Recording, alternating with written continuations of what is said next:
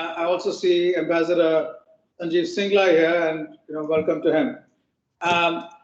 So the issue about women in STEM has, in my view, and it's probably a view which needs to be corrected in many aspects, has got three components to it. And this relates, first of all, to components which come about over millennia of the way our societies are structured. Now, I'll come to this point again. The second component is one about how this has translated into the economic sphere.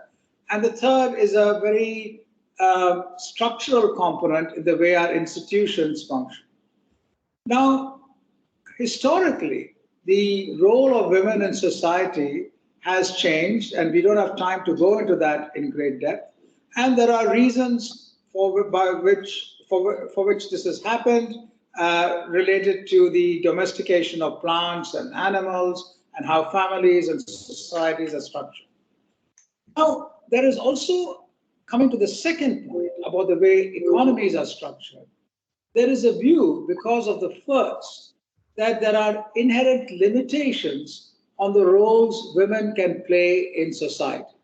And this is complete rubbish, because humans have transcended their limitations of physiology and biology in an extraordinary number of spheres. We were not meant to fly, but we are flying. So there's no reason at all for there to be any biological reason for limiting economic activity and scientific activity of anyone, let alone women. Now, the practical aspect of this has been that the economic structure basically so far pays one person a salary, and that one person is usually a male, and that one person is expected to work 24/7 to do the job of several people, and the several people at the back end making sure that this man succeeds is the family. Now, unless this fundamental problem is addressed economically by changing the salary and the employment structure, we are going to constantly be tweaking things rather than dramatically changing things. Now, this is a big challenge and not easy to implement. And science and technology is one area, because of its inherent flexibility in functioning, that this change can be brought about, be exemplary, and something which the rest of society, the rest of our economy can take. And this is therefore a big opportunity for our science academies and our science interactions to put in place mechanisms where people are paid for their job they do, and this employment is distributed in a gender-neutral manner. Finally, there are our areas of focus are important, but they should not detract from these first 2 points I made. Our areas of focus are making our institutions, friendly to women in their functioning. That's very, very important. There are many legal structures in place, but they need to be, implemented in a manner where the form and content both come together. And these relate to daycares, flexible jobs, and so on and so forth. Therefore, rules which say you have to come in and check in at a particular time and check out at a particular time may sound fine from an operational point of view of some companies. They don't usually work well in academia, and certainly don't work well when you need to have flexibility in functioning, as in science and in family structures. So these are points which need to be implemented on a larger scale. All too often, we tend to focus our discussion on this third point alone. It's very, very important, but we need to have ways by which we keep the first two in mind. Finally, our selection and promotion structures are again dominated by the aspects which emanate from the first two. We need to keep in mind the timelines for career development are different in different contexts, and flexibility for that for women is something very important and needs to be structurally embedded. So I'll stop here and thank you very, very much. Thank you, Professor Vijayaraghavan, for your insightful and supportive remarks. Over to you, Sharon. Thank you, Shobana. It is my pleasure now to introduce you Dr. Gaia Loren, Deputy of Chief Scientist at MOIST, the Israeli Ministry of Innovation, Science and Technology. Gaia, the floor is yours. Thank you, Sharon. So hello, everyone. Let me first introduce myself. So I'm Dr. Gaia Loren. After working for 25 years in the high-tech and venture capital industries in Israel, I've recently joined the Israeli Ministry of Innovation, Science and Technology as the Deputy Chief Scientist from the Israeli Ministry of Innovation, Science and Technology. I'm honored to open Israel and India's webinar, Women in STEM, sharing ideas and initiatives. We are here today to address the important issue of overcoming the gender gap in the scientific community and technological industry, discussing why it exists and what can be done to reduce it. The Israeli Ministry of Innovation, Science and Technology is entrusted with the development of applied research according to its chosen fields of national priority. For that purpose, the ministry supports the academic community and research institutes in Israel and conduct collaborations with other countries to increase Israel's scientific relations. The ministry also promotes initiatives in the field of science and community to encourage the accessibility of individuals from the country's periphery to science. In addition, a significant component in the ministry's activities in Israel is Israeli Space Agency, who promotes space-related activities in Israel and conducts Israel's international relations in the field of space. Last but not least, the Israel Innovation Authority, previously a separate statutory authority, has been affiliated with the ministry during this year. Hence, it can be said that an essential part of the promotion of civil innovation, applied science and technology in Israel is currently concentrated in the ministry.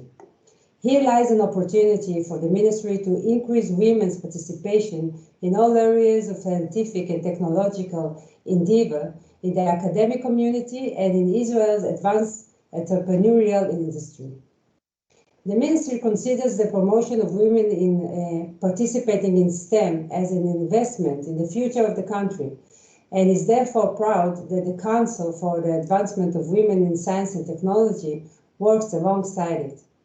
We are pleased to be given the opportunity and ability to support the Council's important activities, such as the promotion of gender equality among researchers and entrepreneurs in the fields of science, technology, and striving to increase the representation of women in senior positions.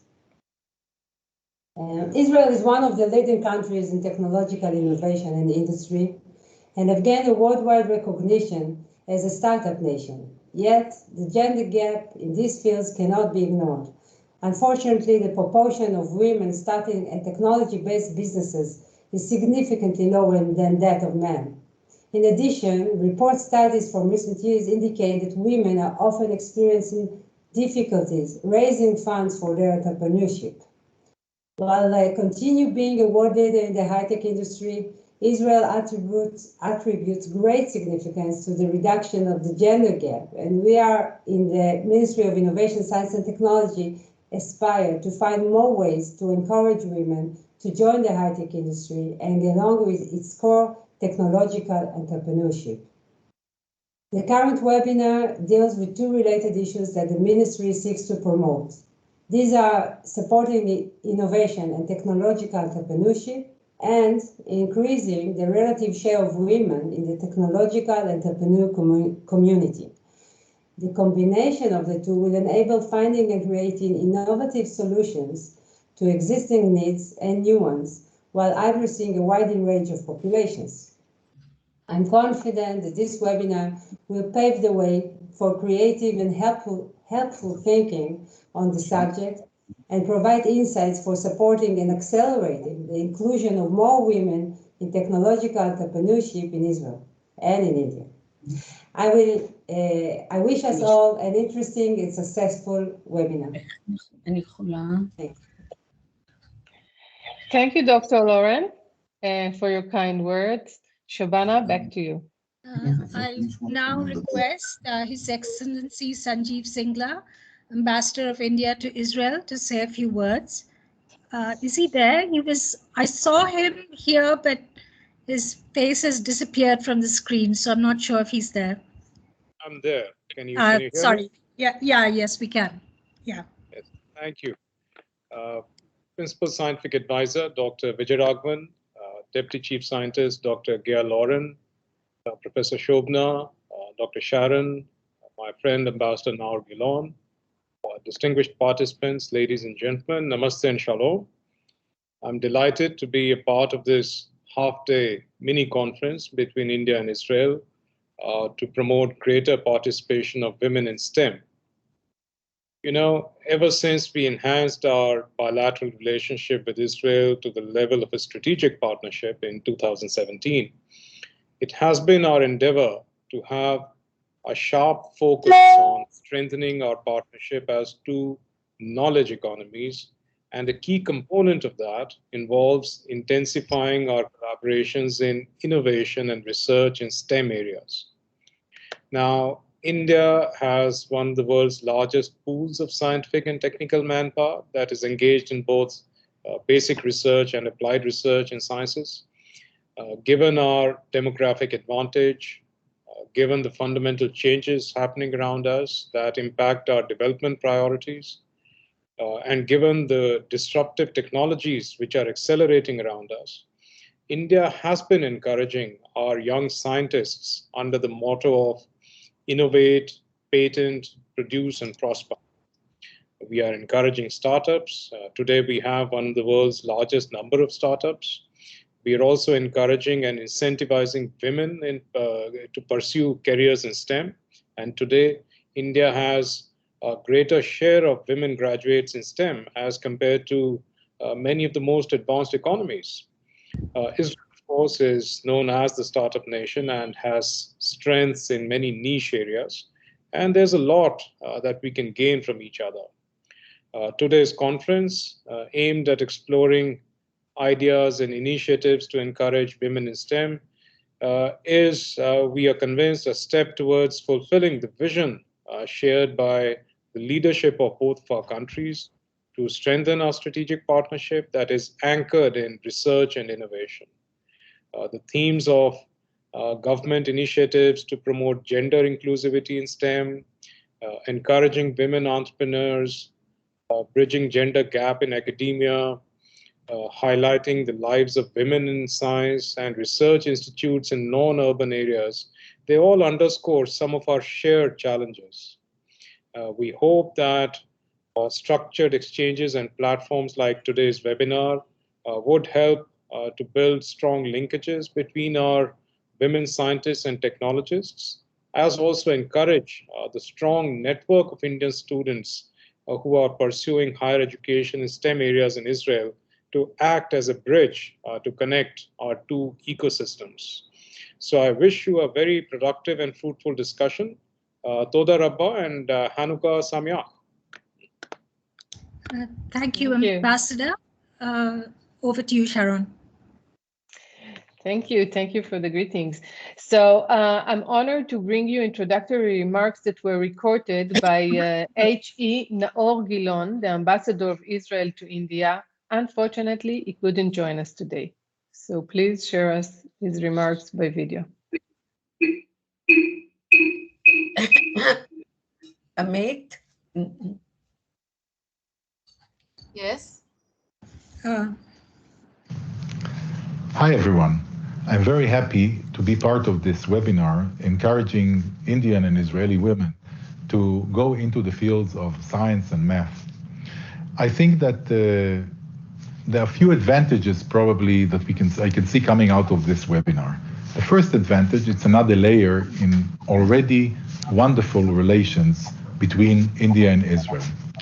Second one, it's dealing with women in two countries that already in the 70s were leaders, avant-garde of the world in this field, with two women prime ministers as Indira Gandhi and Golda Meir.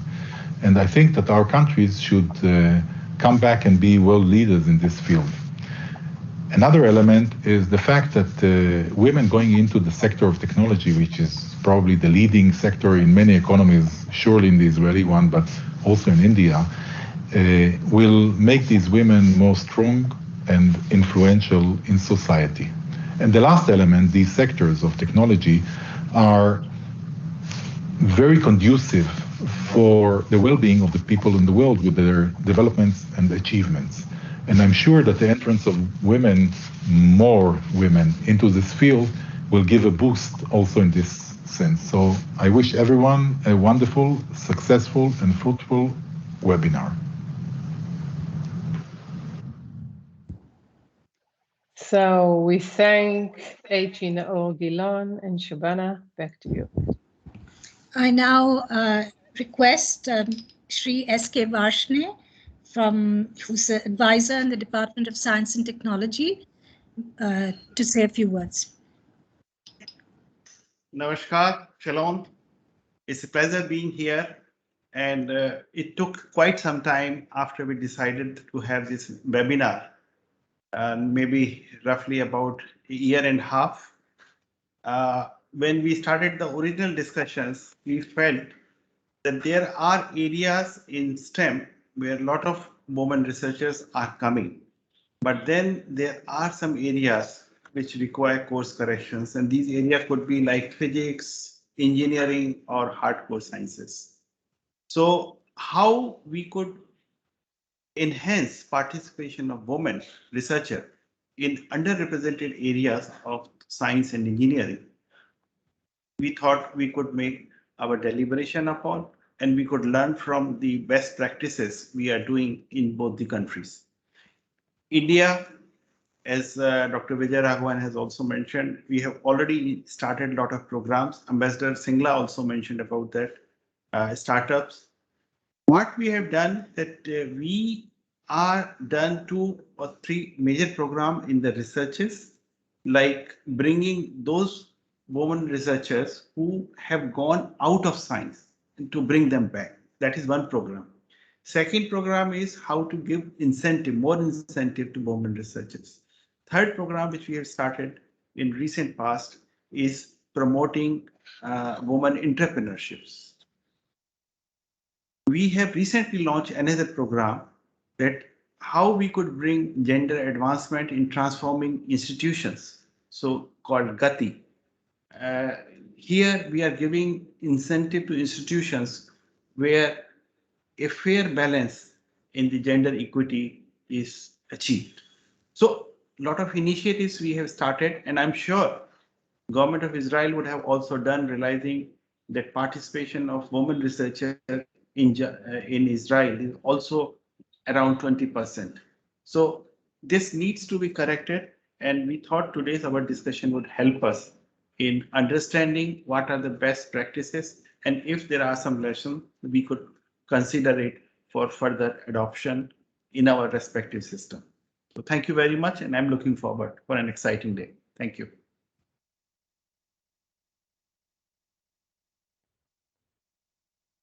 Shobnaji, you are mute. Thank you, Shri Vaishnavi. Sharon, over to you.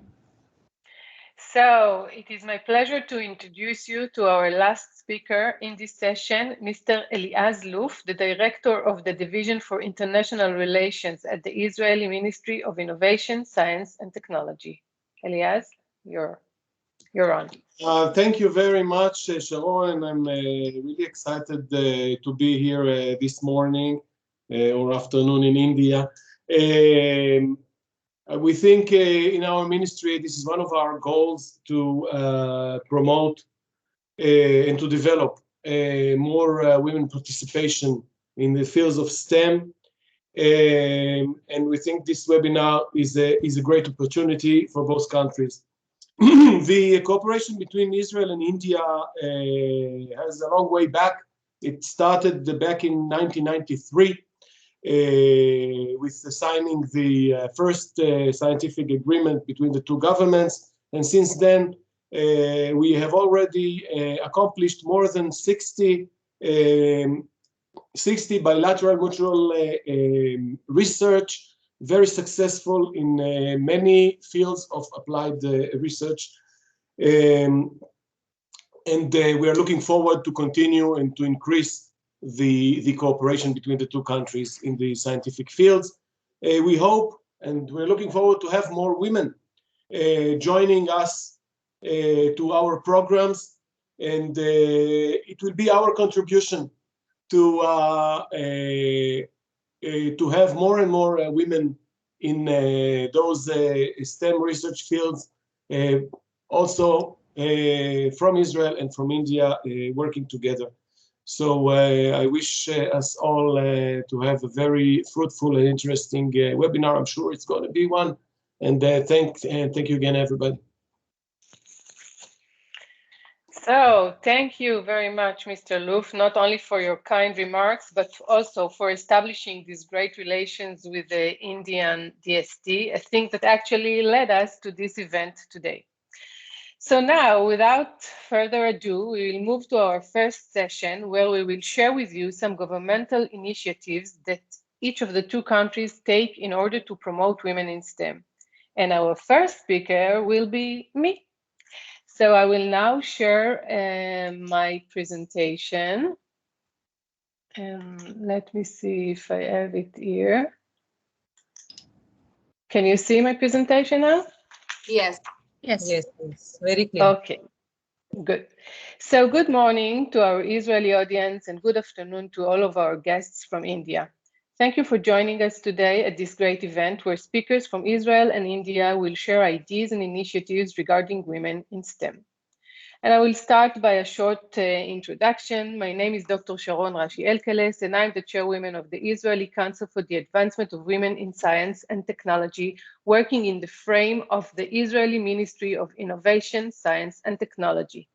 In my background, I hold a PhD in human genetics and have more than a decade of experience in leading and managing academic studies at Tel Aviv University. 10 years ago, I've left the academy and started my entrepreneurial chapter. I opened 2 startup companies and eventually funded a platform aimed at promoting startups in the femtech sector that concentrates on women's health. In October 2020, I was nominated as the chairwoman of the Council for the Advancement of Women in STEM and Science. And since then, I am working hard to fulfill the mission and promote as much as I can. So the Council was established 20 years ago following a governmental decision aimed at increasing the number of women that are practicing science and working in research and development. This step was part of the obligation that Israel took upon itself when joining the European R&D program that started in the early days of the millennium. Back then, the European Parliament realized that a key point in leveraging knowledge-intensive economy is increasing the number and quality of those engaged in the craft, and promoting women and making them a bigger part of the STEM-based industry was part of their solution. So what are the Council's missions? First, to coordinate the activity between all the bodies that work to promote women in science and technology, including public, private, and non-for-profit organizations. Second, to support and initiate projects aimed at promoting women in education, academy, and industry. Our third goal is to collect data on status of women that engaged in science and technology in Israel. And the last one, I'm not sure if this box is there. Okay, is to collect, and the last one is to coordinate Israeli activity with the EU with regards to promoting women in science and technology. Our entire activities, for some reason, it's not, okay. Now, our entire activities are planned and carried out by 3 committees, each directed to a specific stage in women's lifetime: education, academy, and industry. In the Education Committee, we try to decode how to encourage young girls to choose STEM education. The Education Committee actually oversees activity at all levels of formal and informal education. The committee collects data and tracks trends on gender equality in education, maps sources of inequality in education, maps and encourages initiatives for the advancement of gender equality, and coordinates between schools, informal education bodies, non-for-profits, and governmental bodies. The Academy Committee actually is devoted to find ways to elevate the number of women students in STEM faculties and increase the number of women with full professorship status and managerial positions. The Academy Committee oversees activity within the field of higher education, and this spans from undergraduate level to the highest levels of professor. The committee collects data and tracks trends on gender equality in academia, map obstacles to women's advancement, and coordinates between government ministries and institutes of higher education. This committee is composed of representatives from numerous institutes in higher education, research institutes, and governmental bodies. Our third committee, our industry committee, there we seek to increase the number of women sitting in executive positions in the high-tech, biotech, and health industries. This committee oversees activity with the business sectors. The committee collects data, tracks trends on gender equality in business, map obstacles to women's advancement, and actually work with private tech sector and coordinates between the private industries, non-profit that dedicated to advance women in this tech sector, and governmental bodies. This committee is composed of representatives from numerous companies, professional organizations, and governmental bodies. As I mentioned earlier, one of the Council's missions is to coordinate the Israeli activity with the EU with regards to promoting women in research and innovation. And for that purpose, we participate in IRAC committees that manage gender equality within the European research era. ERAC is the EU's strategic policy advisory committee on topics related to research and innovation. So I would like to actually summarize my 7-minute presentation and 2 decades of the Council's work with an optimistic tone. Yes, 20 years had passed since the Council was established, and unfortunately, women are still facing barriers to entry the STEM fields and are still underrepresented in both the academy and the industry. Nevertheless, we shouldn't lose hope, as there are signs for changing tides. There is a growing number of movements and communities that we are all going to see today that are working to increase public awareness of this imbalance. Governments like our 2 countries start to acknowledge the problem and are willing to put efforts and funding to map and characterize the barriers and to find solutions also, and even the private sector is joining the trend. So thank you all for listening, and I wish you all to enjoy the rest of this conference. Thank you very much, Sharon. I want to say that if anybody has any questions for any of the speakers, please type them into the chat box. We will take them a little bit later. So now I request Dr. Nisha Mendiratha from the Department of Science and Technology to tell us about DST initiatives on gender equity. Dr. Mendiratha is advisor in the Department of Science and Technology, and she also heads WISE Kiran section in DST, which I guess she will tell us about. Dr. Mendiratha. Yeah, thank you very much, Dr. Shobna. And my warm greetings to everyone, all the speakers from both the countries. It is a real privilege for me to give a brief idea about the initiative which has been taken up by Department of Science and Technology in the area of gender equity. So I will just share quickly a brief presentation just to summarize all the initiatives which has been taken up by the department. I hope my PPT is visible to all. Yes, we can see. Yeah, yeah. You can make it full screen. Full screen, sure, please. I'm just doing it. Yeah. So here already the previous speakers has given a very elaborate idea about the need of promoting women in STEM. But just to set the ball rolling, I am just giving a few facts and figures before coming to the actual initiatives which has been taken up by the department. As we all are aware that significance of women in STI has really gained attention with globalization and also with the advancement of many technologies. So the domain of work is getting oriented for skilled women now in the current era. And diversity and inclusion in workforce has also enhanced creativity. And we need to really look towards strengthening the STI ecosystem, which is enabling towards women career growth. So this is a well-known representation which talks about the, percentage of women researcher. And here we can see that India is having. We are still seeing only your cover slide. Oh, it's not moving. Yeah, please. So what I would suggest is you stop sharing and then share your full screen, share your full desktop rather than just this slide. Fine. That I will do. But meanwhile, I think just for the interest of time, I'll keep on telling, even if. Yes, please. Yeah, because, it is allocated 7 minutes to me. Yeah. So just please see, is it seen now? Yes, now it's perfect. Yeah, fine. So this is a well-known depiction of the percentage of women by UNESCO, and India is having a very low representation when we talk about the world's average.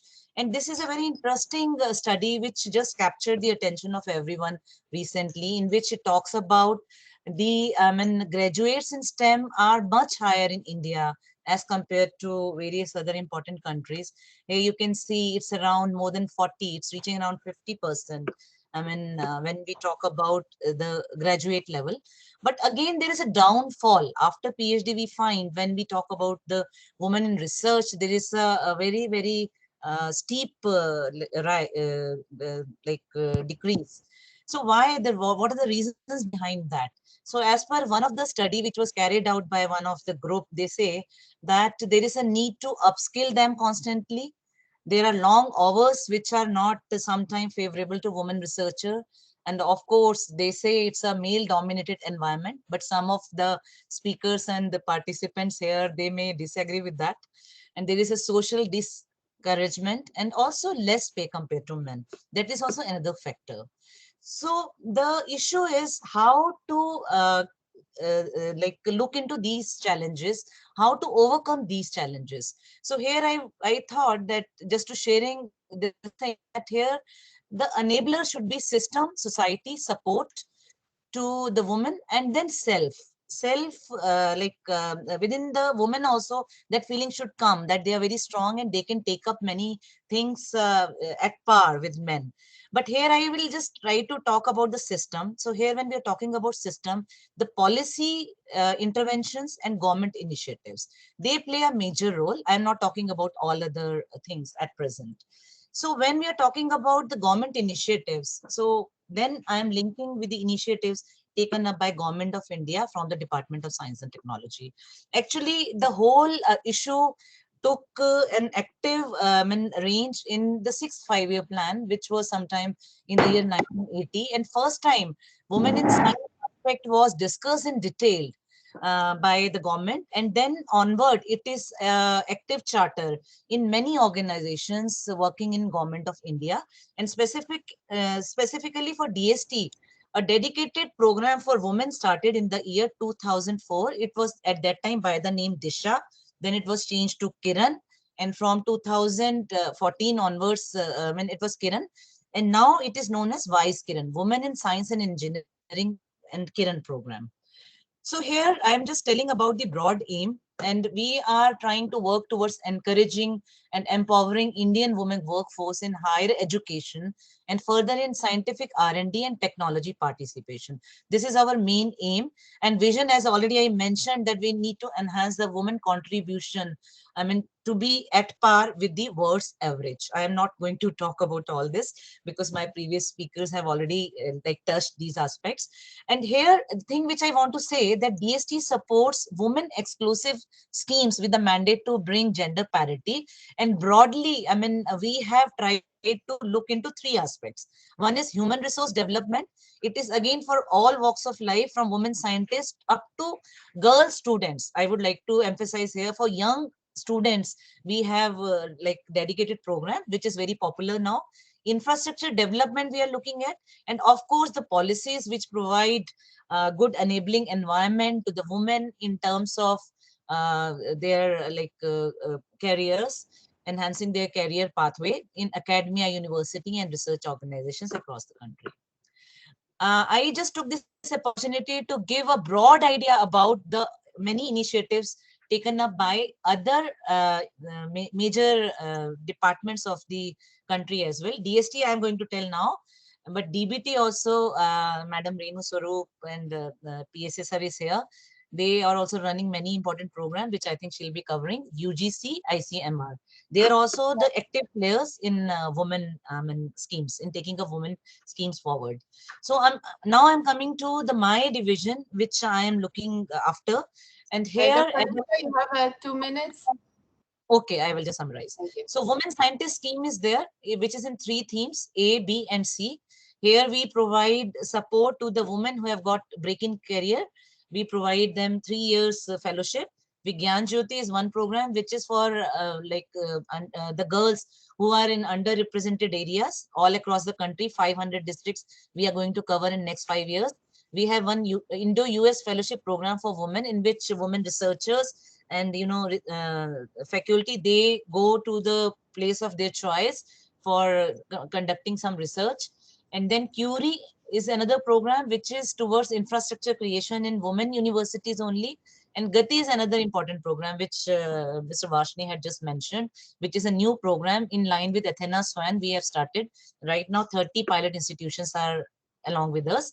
And the other programs also of DST are for women, which talks about the training programs, women technology parks.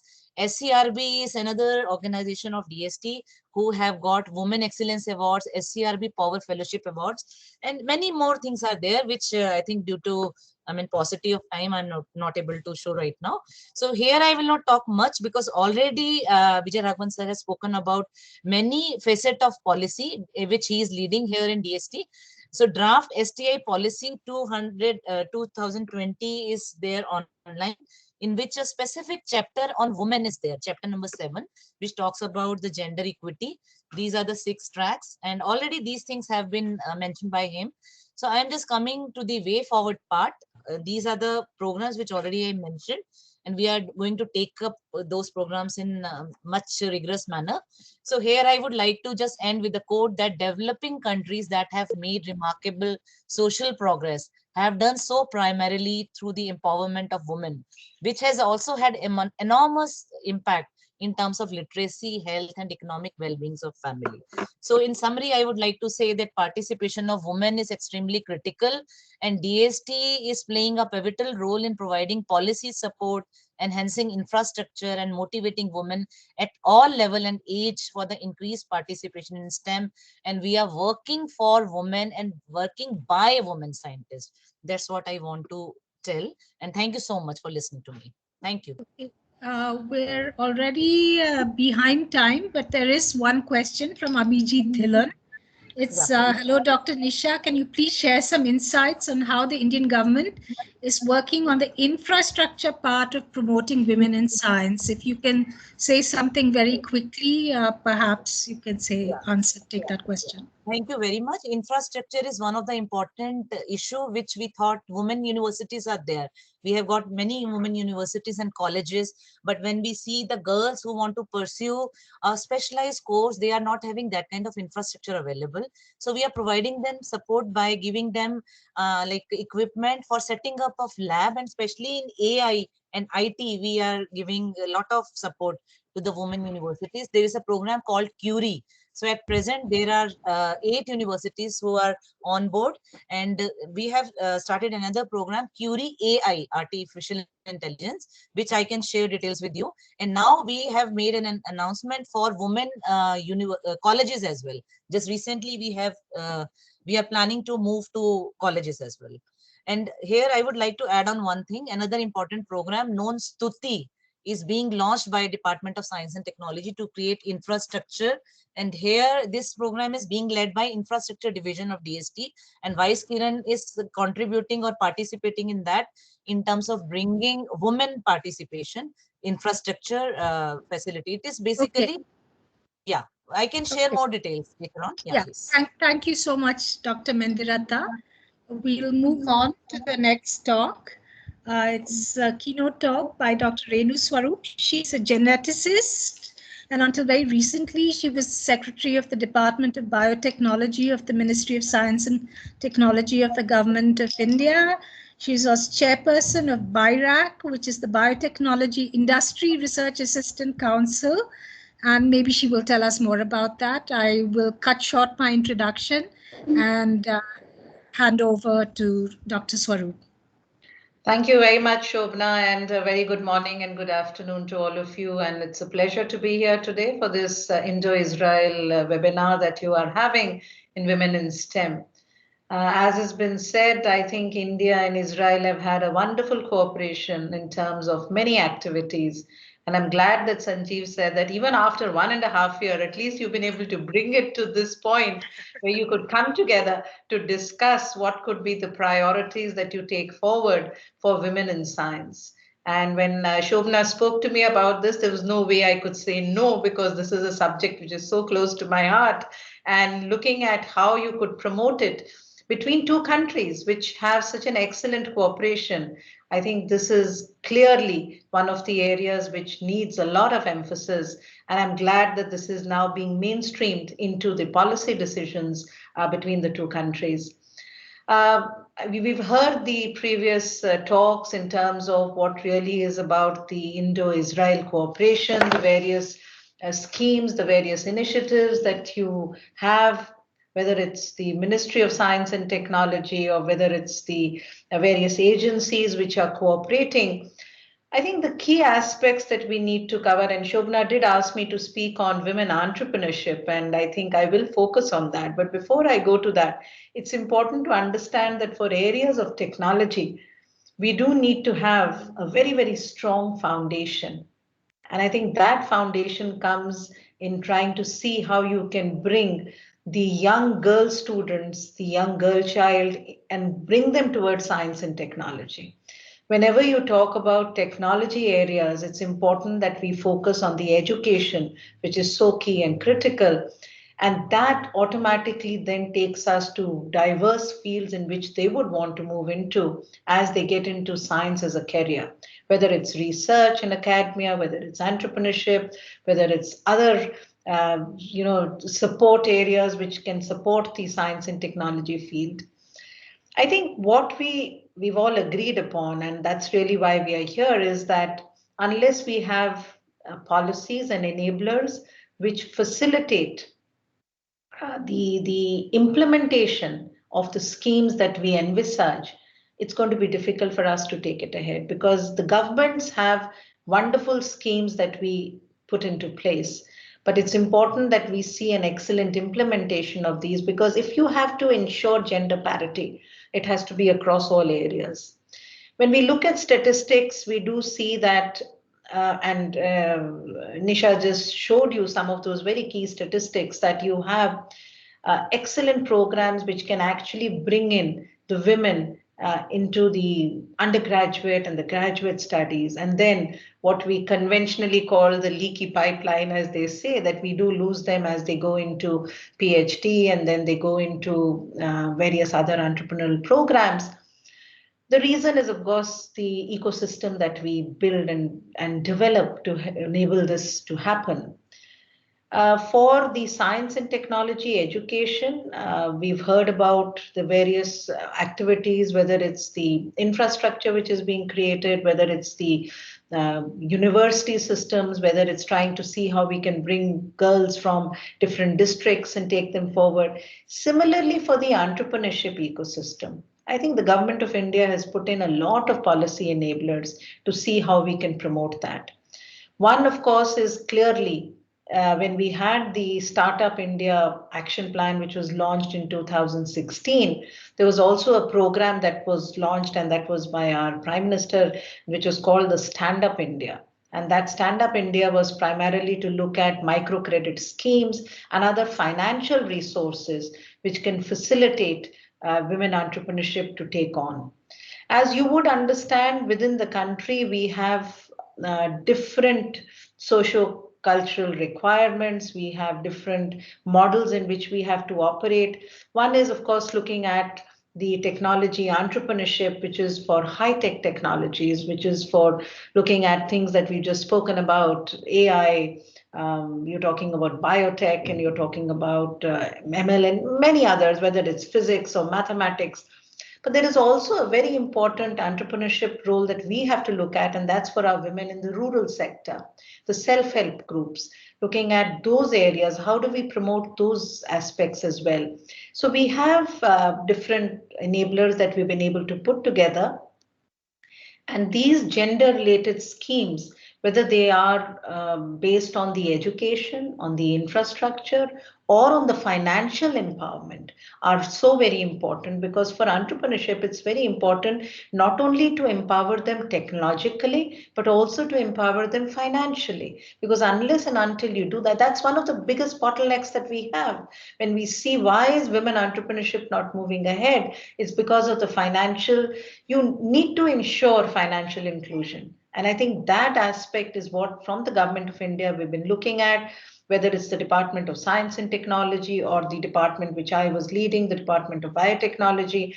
Shobna mentioned about Birac. Birac is a wholly owned government company which was set up just to promote and nurture startups. Then we have the Niti Aayog, which is again a very important arm of the government, a think tank, which is again looking at promoting innovation, entrepreneurship. All these together, and many other ministries and departments. For the electronics, we have the Ministry of Electronics, we have the Council of Scientific and Industrial Research, we have the Ministry of Agriculture, the Department of Rural Development. All these together come and see how they could look at promoting women entrepreneurship.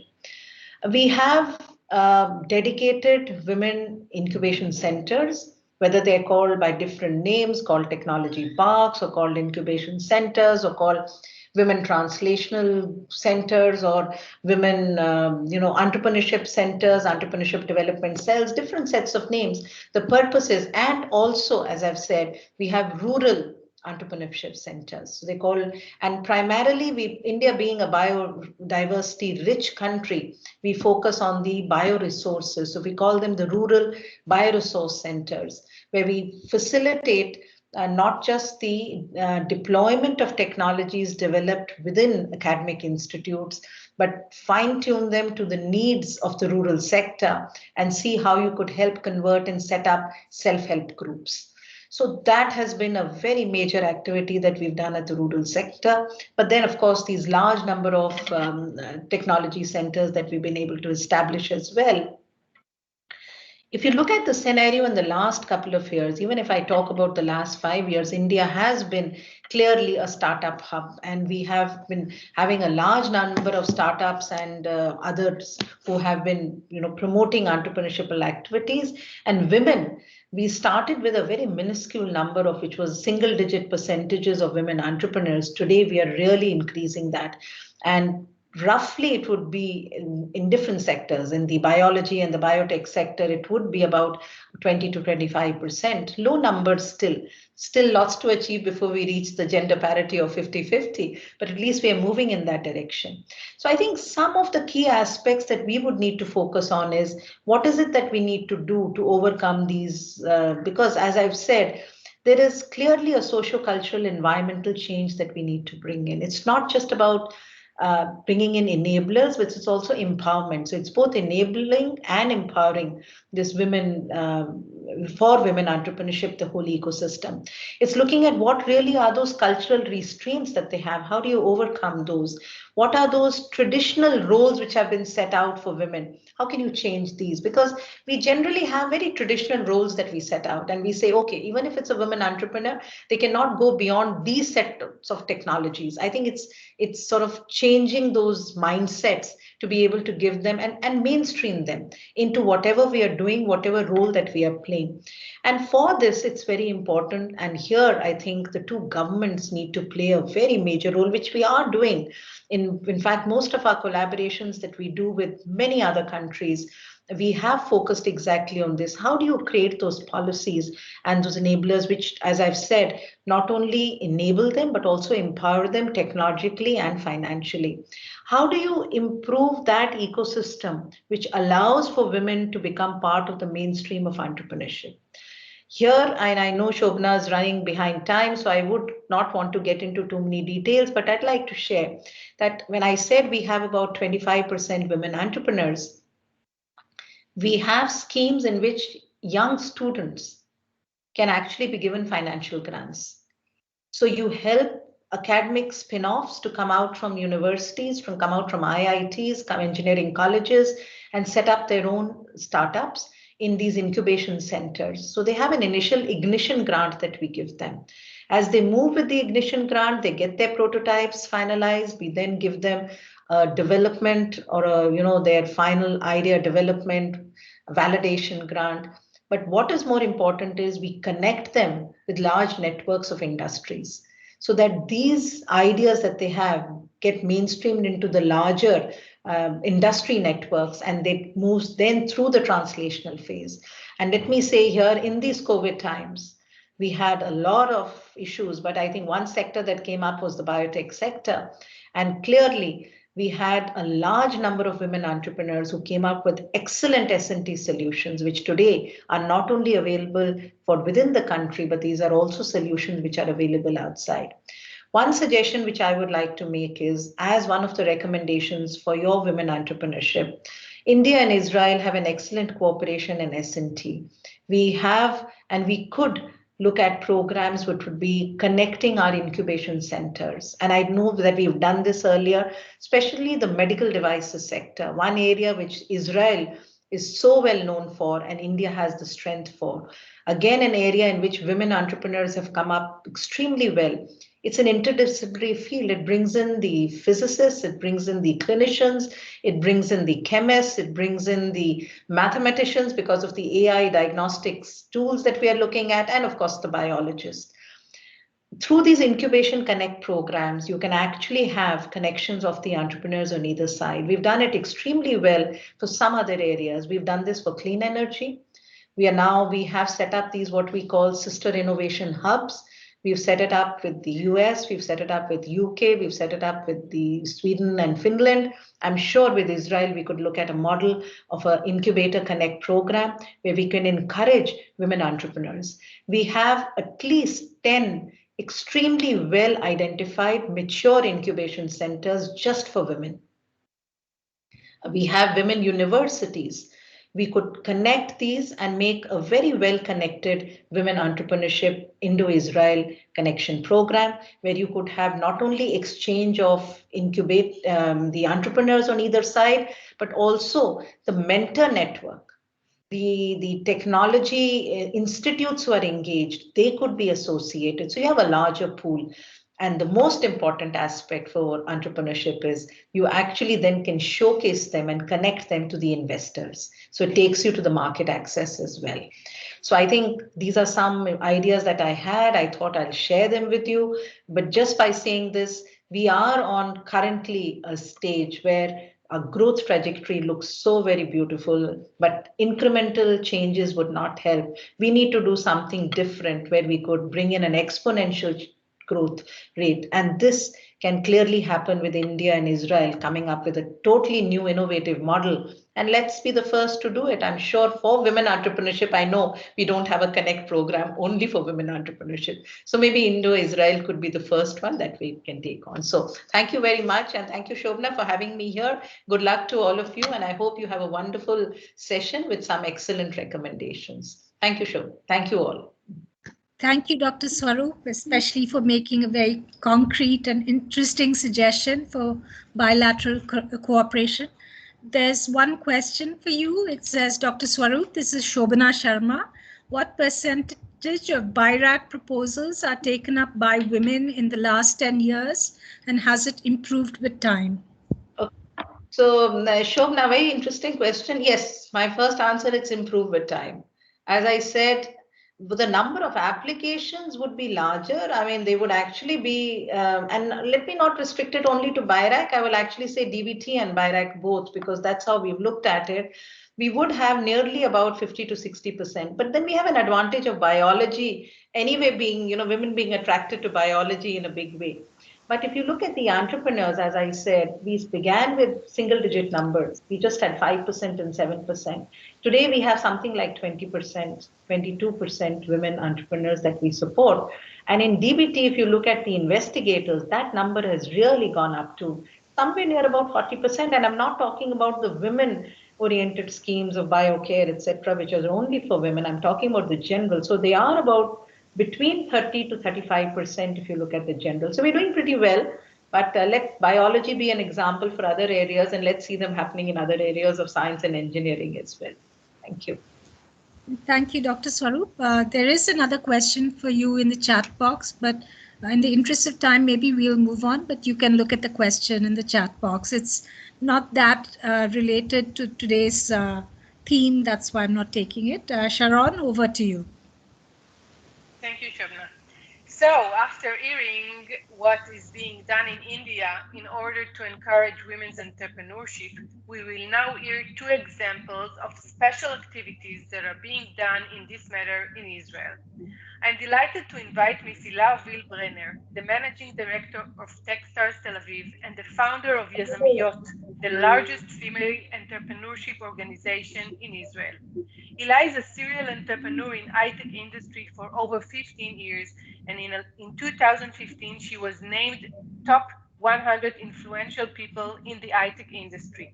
Hilah started her career as a lawyer and went on to co-found 3 companies, one of which is listed on TASE, and then she went on to be a mentor and an inventor.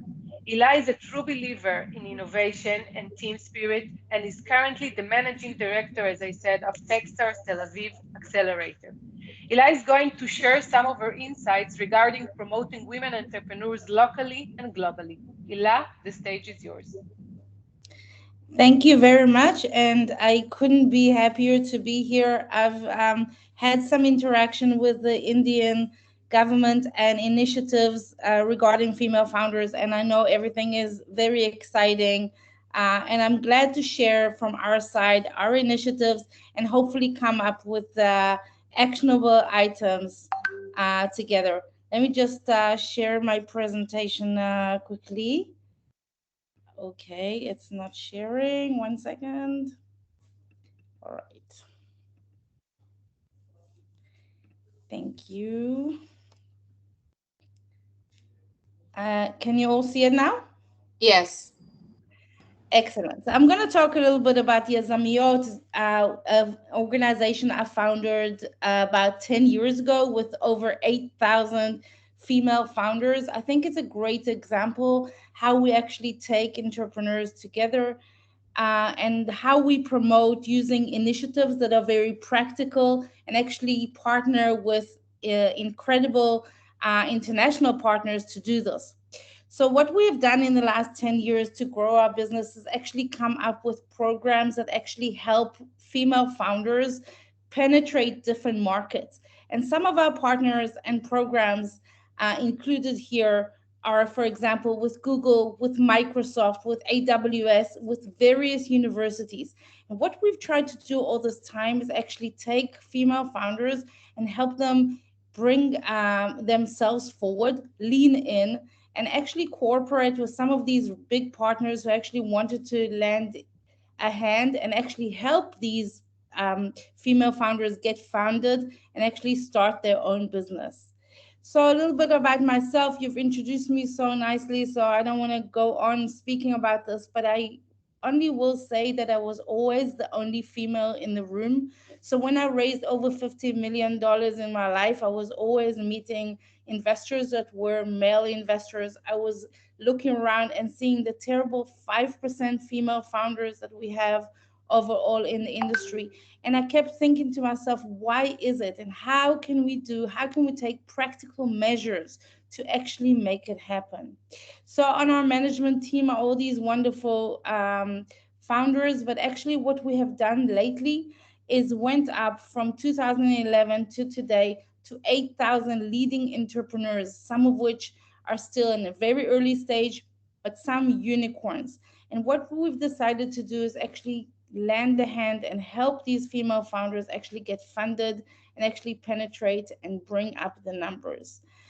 So why did we do this? Because we felt this was a really big aim of Israel and a very big pain in the world today.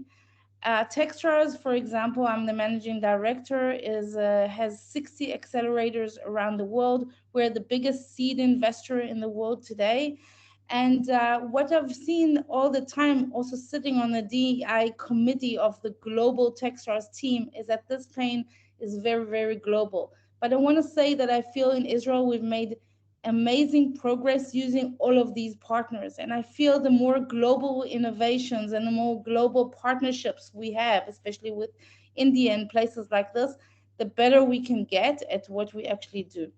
So what we usually do is we do courses for entrepreneurs. We teach them about B2C, about product. We help them with understanding. We introduce them. We help them with team building and legal and financial issues. And we actually educate them into the market. And the biggest objection I get a lot is people say, why do females need a different course than what male entrepreneurs actually need? And I want to say this, and this is very important, is I feel that females and also women entrepreneurs love to mingle with each other. And I see from a practical point of view that it actually really helps. I want to show a really 2-minute video on an initiative we did with Google that became worldwide. We did 7 cycles of this program here in Israel. And a true story is that we duplicated this in 13 places around the world. And I'm showing this short video so you can see how this actually happened.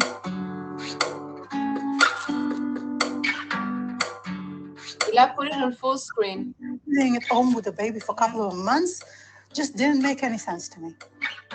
When I had my daughter Abigail, I decided to make the most of my maternity leave. Then I realized how cool would it be to launch a baby-friendly technological entrepreneurship course right here at campus.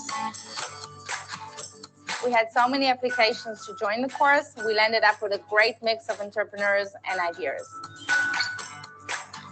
I came with 16 years of knowledge in technology. I didn't know anything about the business. I'm learning legal, product, UX, all the issues that are critical for my startup right now. Our company is called Mapmic, and we're doing a new marketplace for real estate. It's a mobile social app for that helps us manage our weight with friends. We are an online personal stylist. I gained the ability to see that it was possible as a mom. It's a sharing community, and it's amazing because we are here for each other. Thanks to Campus TLV for Moms, we found our CTO. We found each other. Coming here once a week just boosts me with energy. I go out and stuff happens. Yes, it's all very, very exciting. And we felt that the more programs we do together with Microsoft, together with Google, together with Intel, we just launched an incredible AI and machine learning program. And especially with STEM, medical devices and biology that women are very strong at, the more global innovation programs we launch, the numbers just continue going up. So I want to just, I don't know how, 1 second. I'm going to stop sharing this for a sec. Can you all see me? All right. So I want to just say the numbers in Israel and the initiatives are definitely going up, and especially also a lot due to government support. We're very, very happy that people like Sharon and others are in our government actually supporting these initiatives and understanding the pain points and how you can actually solve them. The good news is, I think that it is something that we can solve. And the initiatives we're doing together with the global players actually play a significant number, especially the university courses that we have. We had 3 in Tel Aviv universities. We've been winning a lot of prizes for actually helping our entrepreneurs go through these courses and find their path into the actual industry. So I'm glad to be here because it's such an important global initiative as well. And I thank everyone for this amazing conference. Thank you. Wow, thank you, Ila. So I wish you a lot of success. Continue with the Sharon, great work. we don't hear you very well. And now? A bit Do you hear better. me now? A bit better? A bit better, So yeah. thank you, Ila. Continue with the great work, and hopefully after today you will be able to open a new branch in India. Thank you again. So we will now move to our next speaker, Ms. Karen Odd. Karen is the founder and CEO of WE, Women Entrepreneurship, a non-profit organization that promotes women for entrepreneurship.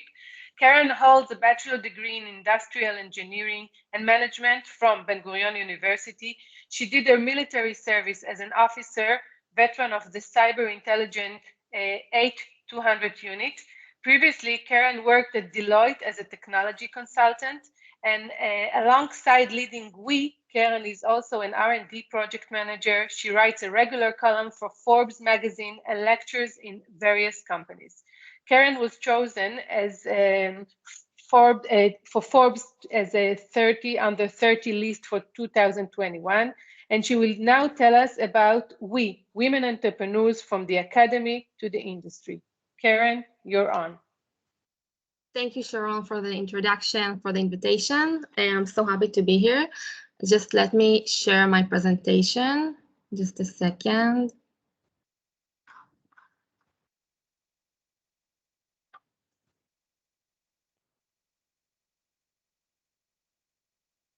Can you see it? Yes. Yeah. Okay, great. So as Sharon mentioned, my name is Karen Odd. I'm the founder and CEO of WE, Women Entrepreneurship, a nonprofit organization that promotes women for entrepreneurship, especially young women at the beginning of their careers, and if to be more specific, so students and recent graduates. And before I will go to our vision and mission, I would like to tell you how I started this initiative. So I started it when I was a student 3 years ago, after I was exposed to the huge gap of women entrepreneurs, as I was participated in an entrepreneurship program at my university, and surprisingly, I was almost the only woman in the room.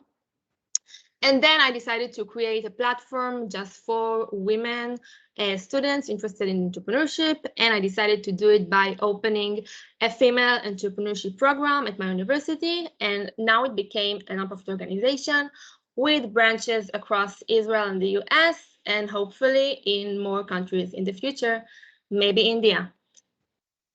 So let's get to our vision. So our vision is to get to equal representation of women entrepreneurs, and our mission is to give potential entrepreneurs everything they need to help them fulfill their entrepreneurial potential, which means to give them tools, help, guidance, inspiration, and supportive community, everything they need, so they will be able to pursue their entrepreneurial career.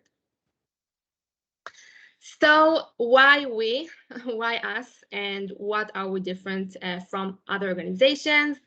Because today there are many women organizations, entrepreneurship organizations, and so what are we different about? So we are the only global organization that promotes young women at the beginning of their careers while they're still students, and we help them to become entrepreneurs from this very early stage. So we believe that Academy plays a crucial part in exposing students to female role models, in installing values which encourage female entrepreneurship, and in providing women with the potential tools that will help them to establish their own initiatives. And we do it globally. So our purpose is to connect all the young women that are students inside every country and between all the countries that we are operating in. So a little bit more about us. So as I mentioned, WE is a nonprofit organization that promotes women for entrepreneurship. Our main activity is that we offer entrepreneurship programs at leading academic institutions. And the program consists of weekly meetings with speakers from the industry. And we're operating in leading academic institutions, as I mentioned.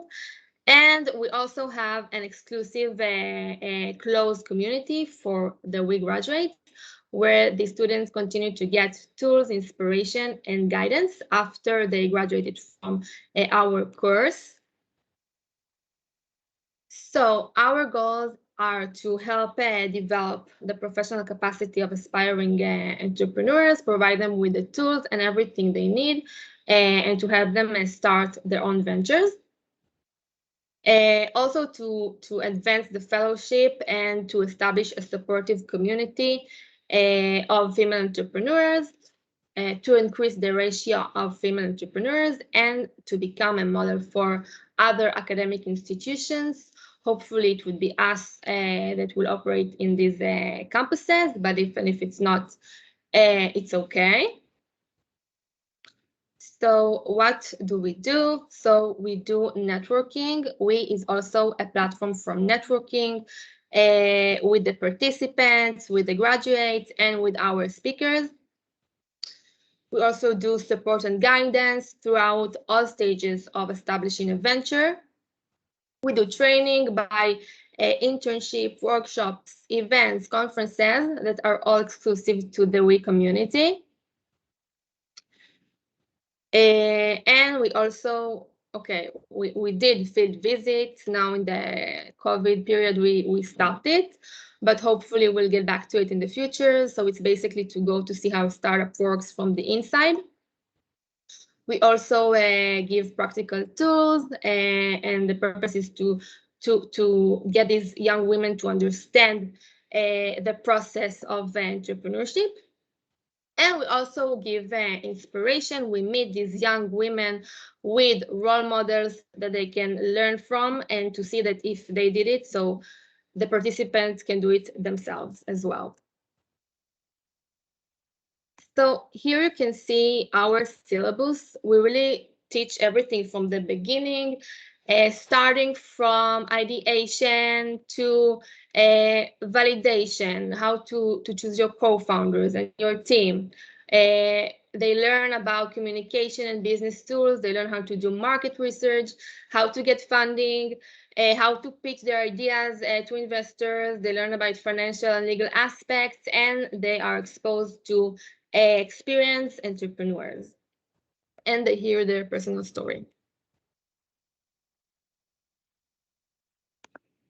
So these are some of our speakers. Our speakers are entrepreneurs, investors, executives, or leaders from different domains. So you can see some of our speakers here. And these are some of our branches in Israel. As I mentioned, we're operating at academic institutions. So these are the leading academic institutions in Israel that we're operating in. And something very exciting happened in the last month. We opened branches in the US in Ivy League schools such as Harvard, Columbia, and MIT. So it's really exciting, and we're hoping to expand even to more campuses there. So now I want to tell you about WE by numbers. So each year we have 400 graduates. Currently we have 9 branches, and we have 170 speakers every year that involved in WE's activity. And here you can see our team. Our team is our students or women that are already in the industry. And here you can see our social media accounts if you would like to follow us and to get more information, if you would like to contact us. So you have our mail as well. We would be happy to collaborate and to open more branches also in India. And that's it. Thank you so much. Wow. Thank you, Karen. Such an interesting idea and very nice, Putli. And yes, after you took Boston, now it's time to take not Berlin, but India. So Yeah, thank that's you right. again. Thank you. Shavana, I think we're going back to you. Okay, thank you so much. That was very interesting. So we'll now have some talks about bridging the gender gap in academia. Our next speaker is Vaishnavi Ananthana. She has a PhD in biophysics from the Max Planck Institute of Molecular Cell Biology and Genetics in Dresden in Germany from 2014 to 2021. She was on the faculty of the Indian Institute of Science in Bangalore. Her work has been recognized with many awards, which I will not list. She co-founded Bias Watch India, which is an initiative to document the representation of women in Indian academia and to combat gender-biased panels at Indian science conferences. And she will now tell us about that. Over to you, Vaishnavi. Thank you, Shobna. I think my PowerPoint is just glitching a bit. Oh.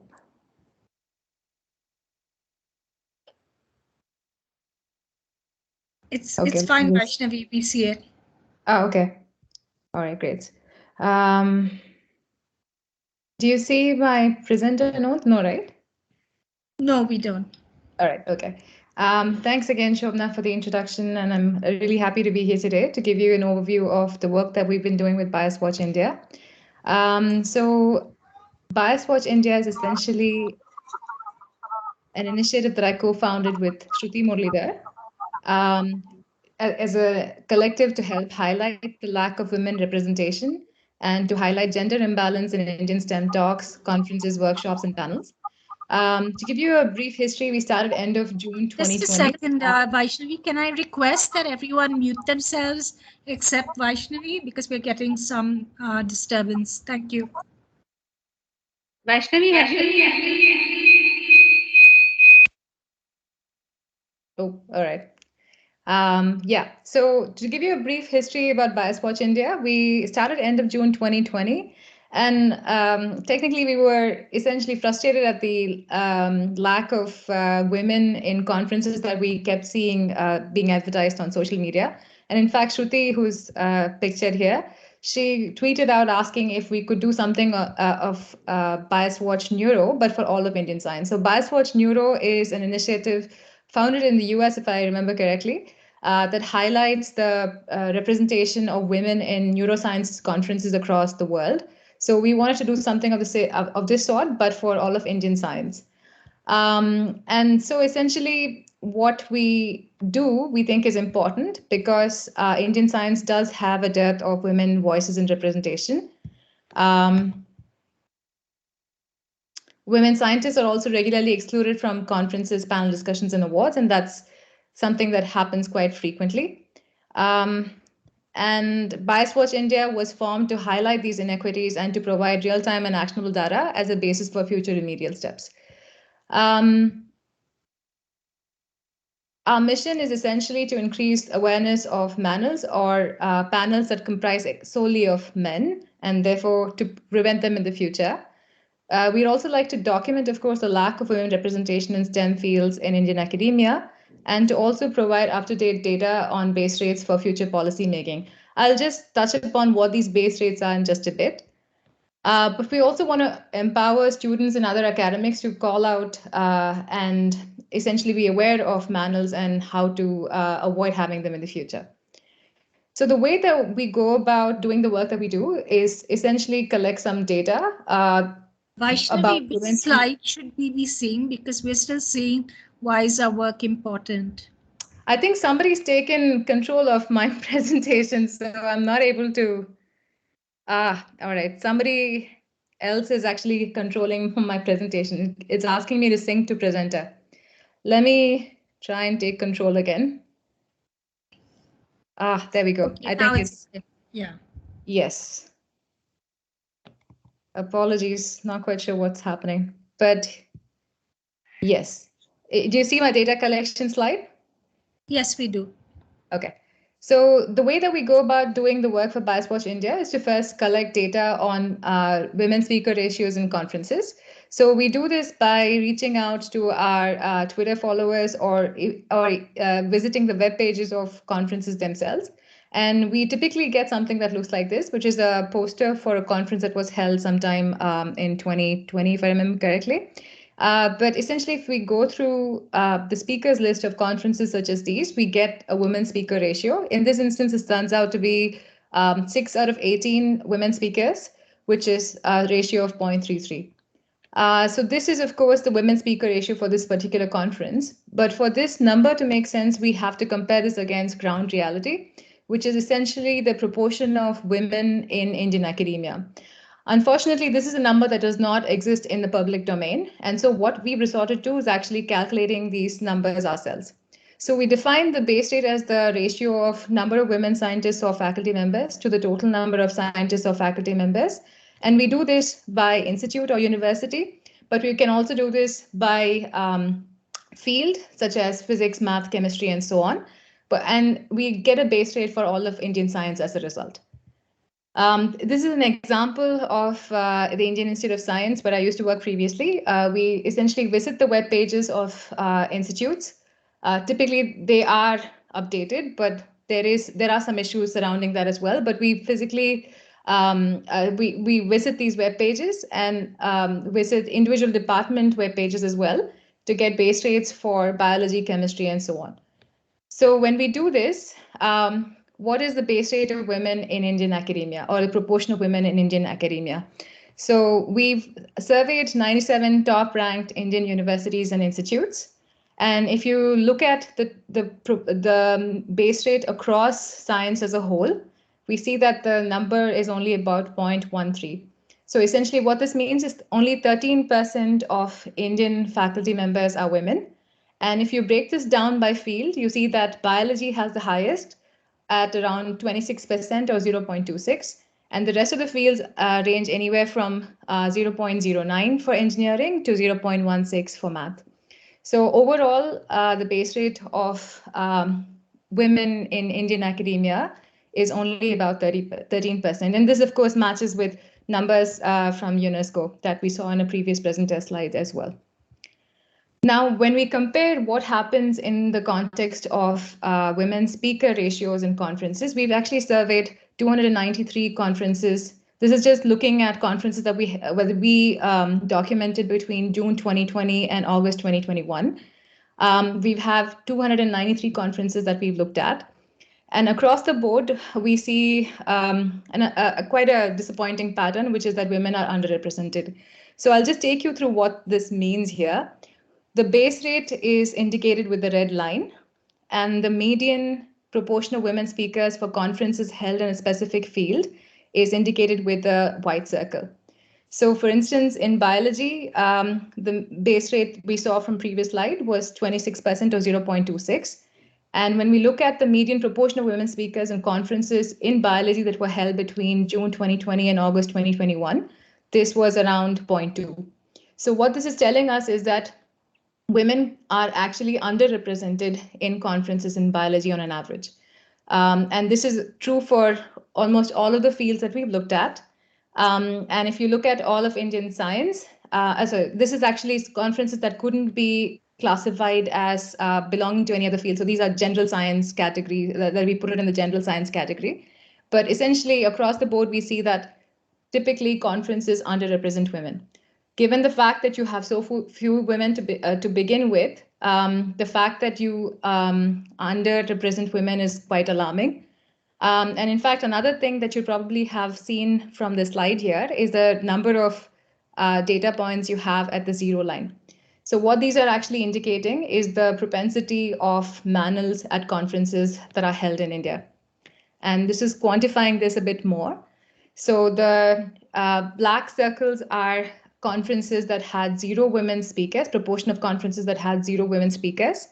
And the blue triangles are conferences that underrepresented women. So essentially these conferences had women speaker ratios below the base rates for that specific field. And what you'll see is quite disappointing. 60% of even biology conferences, where about 1 in 3 faculty members is a woman, had underrepresented women in their speaker list. And about 30% of all biology conferences featured absolutely no women. And this is only worse for other fields. In fact, if you looked at all the conferences that we looked at, about 40% of these conferences did not have a single women speaker. And if you look at the underrepresentation rate, 60% of conferences underrepresented women compared to the base rates. So this is where we are with regards to data collection. We're continuing to look at numbers across Indian universities for base rates of women. We're also, of course, continuing to document conferences that are being held in India. But in addition to this, we have been engaging in other activities to encourage including women in conferences, such as providing a conference supplement of up to 10,000 rupees for conferences that feature at least 30% women. We've also helped conduct conferences that feature only women speakers to showcase talented women scientists of India. The first conference of the series, Neurofarm India, was held in April 2021. We've also recently started the BiasWatch India Peer Support Group Slack, which we hope will serve as a safe space for discussions and peer mentoring of early career researchers who identify as women or are from marginalized groups. And in the future, we also plan to fund women and students from marginalized backgrounds to take up summer internships in labs of women and other marginalized scientists. And I'd like to stop here by acknowledging all of the people that have been involved in BiasWatch India from its inception, including interns and volunteers. The funding for BiasWatch India comes from a grant that I received from the Embo Young Investigator Award. And ALBA Network actually supported our Neurofarm India conference. This is our Twitter handle, and this is our website. Please do visit us and keep in touch. Thank you. Thank you so much, Vaishnavi. If you have any questions for her, please either raise your hand or type the questions into the chat box. In the meantime, someone has messaged me with a question for an earlier speaker. This is from Aarti Girdhar. She says, great information being shared. Are there any opportunities for doing projects with mentorship provided by organizations like Yazamiot or We? This is for the Israeli speakers. So I hope Ila and Karen are still in the crowd. If not, surely we can have the name of this person that wants to connect, and we will do the connections. This is a great... Sorry, I think the question is for India representative. No, it is... Because they're asking, are there any opportunities like We and Yazamiot in science from India? Okay. I don't know who can answer it. I am not capable of answering this because I do not know anything about entrepreneurship. But in the meantime, can you tell us something about the programs you have for mentorship? Can you give us some details? Oh, and by the way, that person has said no, it's for people from Israel. But in the meantime, can Vaishnavi answer? So mentorship in terms of, so the most recent activity that we've undertaken is the BiasWatch India Peer Support Group. So essentially, we have invited early career researchers who are within 7 years of having started their independent group to become part of this peer support network. Because we realized that one of the hardest things about being a minority in science is actually getting advice that could help you move to the next stage of your career. And this is something that happens quite organically if you typically are from the majority group. If you're, for instance, a man in Indian science, it's quite easy for you to find a mentor figure. This is not the same for minority groups. And so one of the things that we did in consultation with our advisory board that Shobna is also part of is start this Slack-based group where we've invited early career researchers to be part of, and we've only just initiated this about a month ago now, so it's still in the building stage. But we see that it could add great value to people and their experience in Indian academia to just navigate the landscape. This is quite complicated, of course, and with just a bit of even just somebody to hear you out when you have a rough day, I think it becomes much easier for you to navigate the system. I also have a question about collecting data. Have you found it easy or difficult? Do you find people cooperate? No, so this is the thing. We rely on publicly available information on websites currently, and as you probably are aware, websites are rarely updated frequently. So that is an issue. But in addition to that, currently it's Shruti and I leading the charge, and we have interns who help us from time to time. But the problem has been for us to actually maintain a list. We've just included about 102 universities and institutes. But we really do hope that there is a push from the funding agencies to make this data publicly available and for them to ask universities for a gender audit. And I think people should expect that of the Indian funding agencies, because of course that is knowledge, that is information that should be publicly available to the scientists that currently work in India. So this has been extremely challenging for us. And of course, we can't stop after we've done one round of even all the institutes. Even if we did all the institutes in one go, we'd have to keep doing this periodically so that we have updated numbers. And it's, for us, humanly impossible to keep doing this on our own. So we do urge, if there are still people from DST in the meeting, we urge you to consider this moving forward. I have one last question for you. Do you find that people are responsive? Like if you flag a manner, are people apologetic, or do they say they won't do this next time, or do you feel you're having an impact? We've had a whole range of responses to when we flag any conference. So what we do at using our Twitter handle is actually not to only call out manner. So we essentially all the information we put out alongside quote tweeting a poster for a conference day. What we do is actually just say proportion of women speakers, 3 out of 10 or whatever, and then say base rate of women in that particular field, let's say physics. This is all we say. We do not make a judgment call, just to be objective about the numbers. And our followers usually retweet or quote tweet and call it out. And we have had a whole range of responses to when this happens. So we don't explicitly call out something as being a manner, for instance. We just say this is what it is, and our followers usually do that, do the calling out for us. And when that happens, we've had a whole range of responses, ranging from you do not know how hard it is to organize a conference, going all the way to yes, we're sorry about this and we'll do something better. But we've seen more of the former than the latter, unfortunately. And yeah, it's been hard to keep ourselves going, but every once in a while there's a positive impact which helps us keep going. Okay, thank you, Vaishnavi. Karen, I'm told you're online. Do you have anything to say to the question asked by Aarti? Karen?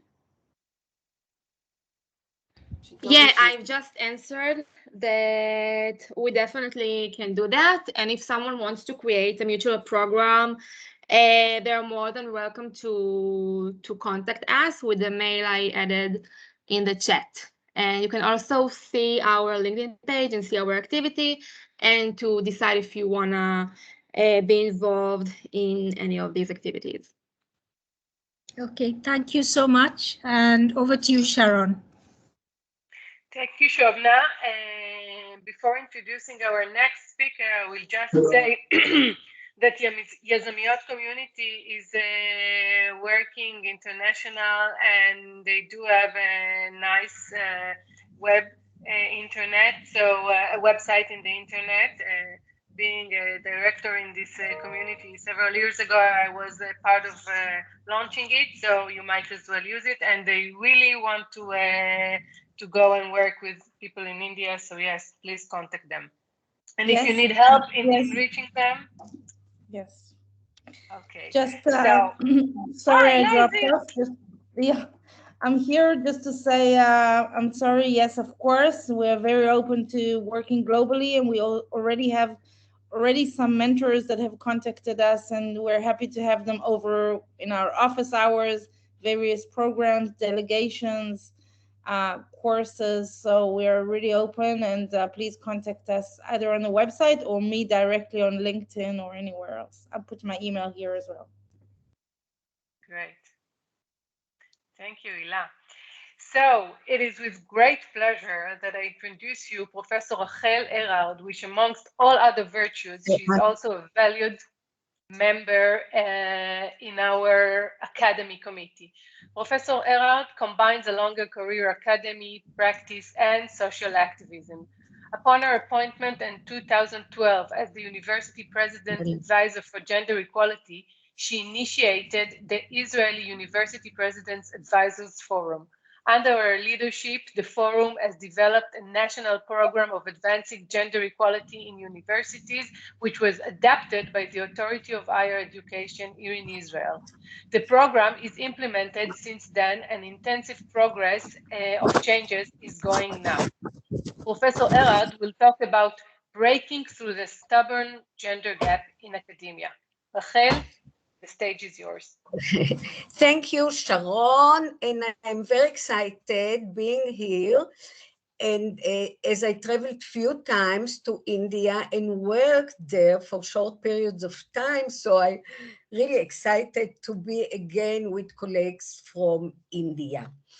There is no need to explain in this respectable form that the engagement of women in STEM is first and almost dependent on their socialization in general and education in particular, holding in mind the wide meaning of socialization, culture, home, beliefs, attitudes, experiences, and so on. So the final stage before a woman walks into the labor market and decides upon her career is the system of higher education, on which I will focus now.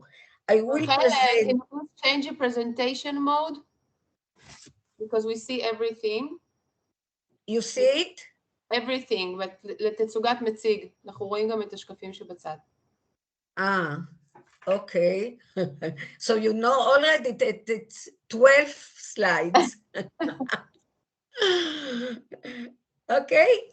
Anyway, I think you need to tell her to share the desktop rather than the window. Okay, just a second. So I'm switching to Hebrew. Yeah, I hear you. Yeah. רחל, כרגע את לא משתפת שום דבר. אני לא משתפת? לא. כרגע? תעשי פשוט בתצוגת מציג, שזה יהיה במסך מלא. עכשיו את זה תהפכי למסך מלא. רגע, one minute, one second. Otherwise it will be, and you ignore it, just as we are multitasked always. But can you just check that you can advance your slides? Because sometimes in this mode you can't advance. Here it is. That's the first slide. It's okay. And so these slides present, as you can see the table, Israel is the last. You see at the bottom. In the rate of women professors, only 10% in STEM professions women are represented. You see it, and I wrote on the side what natural sciences, engineering, anyway, a very the lowest rate in comparison. Now, the figures are depressing and surprising, as first of all, for thousands of years, the Jewish nation holds the name of Am HaSefer. It means that we're studying all the time, and learning has a high value. And second, we are known as the startup nation, and you might expect a higher percentage of women in STEM. The disappointment is even greater considering the two coming tables. First, it's the rate of women among doctoral students, and you see how it jumps between the years, and previously, Nisha mentioned that in your country, in India, it's only 40%. We are more than 52% of women graduating with PhD, and in STEM, it's 30%. So it means that we have a wide and rich pool of women candidates for position in academia in the future. The next slide shows the scissor phenomena, the known scissor phenomena, a comparison between 10 years. And what we see here, that the rate of change is very small, 0.5% per year. In other words, the academy still recruit men in spite of the fact that the number of women candidates grow so fast. Therefore, we define the gap as stubborn. We have the pool and a very low rate of recruitment. So now I move to the initiative and describe it. Upon my appointment at Tel Aviv University as the president advisor of gender equity, and I emphasize the word equity because we see the institution as not morally and behaviorally fair toward women, not as it's women problem. Anyway, I was appointed. Nobody knows what stands behind the title. And so therefore I invited my colleagues in the other universities, and you can count the universities in our country on 2 hands. And we were to meet together. We were very happy to consult, support, share ideas, and understand the hip practices that maintain the men's hegemony. And it was such an insight to observe and to see how it works. And after a period of time, we realized that we have, in order to break through the stubborn gap, and it's stubborn, we have 5 president advisors. We worked together as a team and presented a strategic program to the Authority of Higher Education. It was accepted with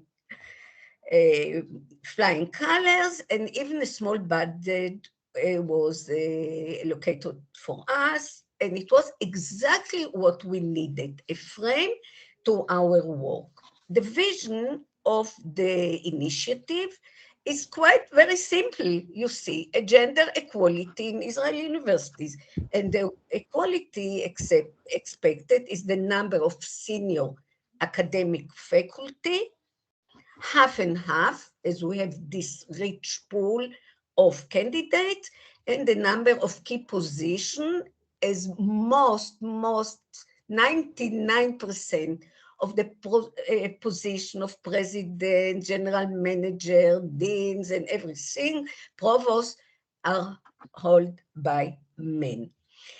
The principles of our work is first to build a community, critical mass of women scientists with pro-gender leadership identity, and build it inter-universities so it will be a horizontal mass of women and within each university. At the same time, and the third objective is to establish a strong pool of researchers who are in the early or mid stages of their academic careers. As I mentioned, socialization. So we believe that it's a part of our mission is to prepare young scientists to take over roles of decision-making and policy making.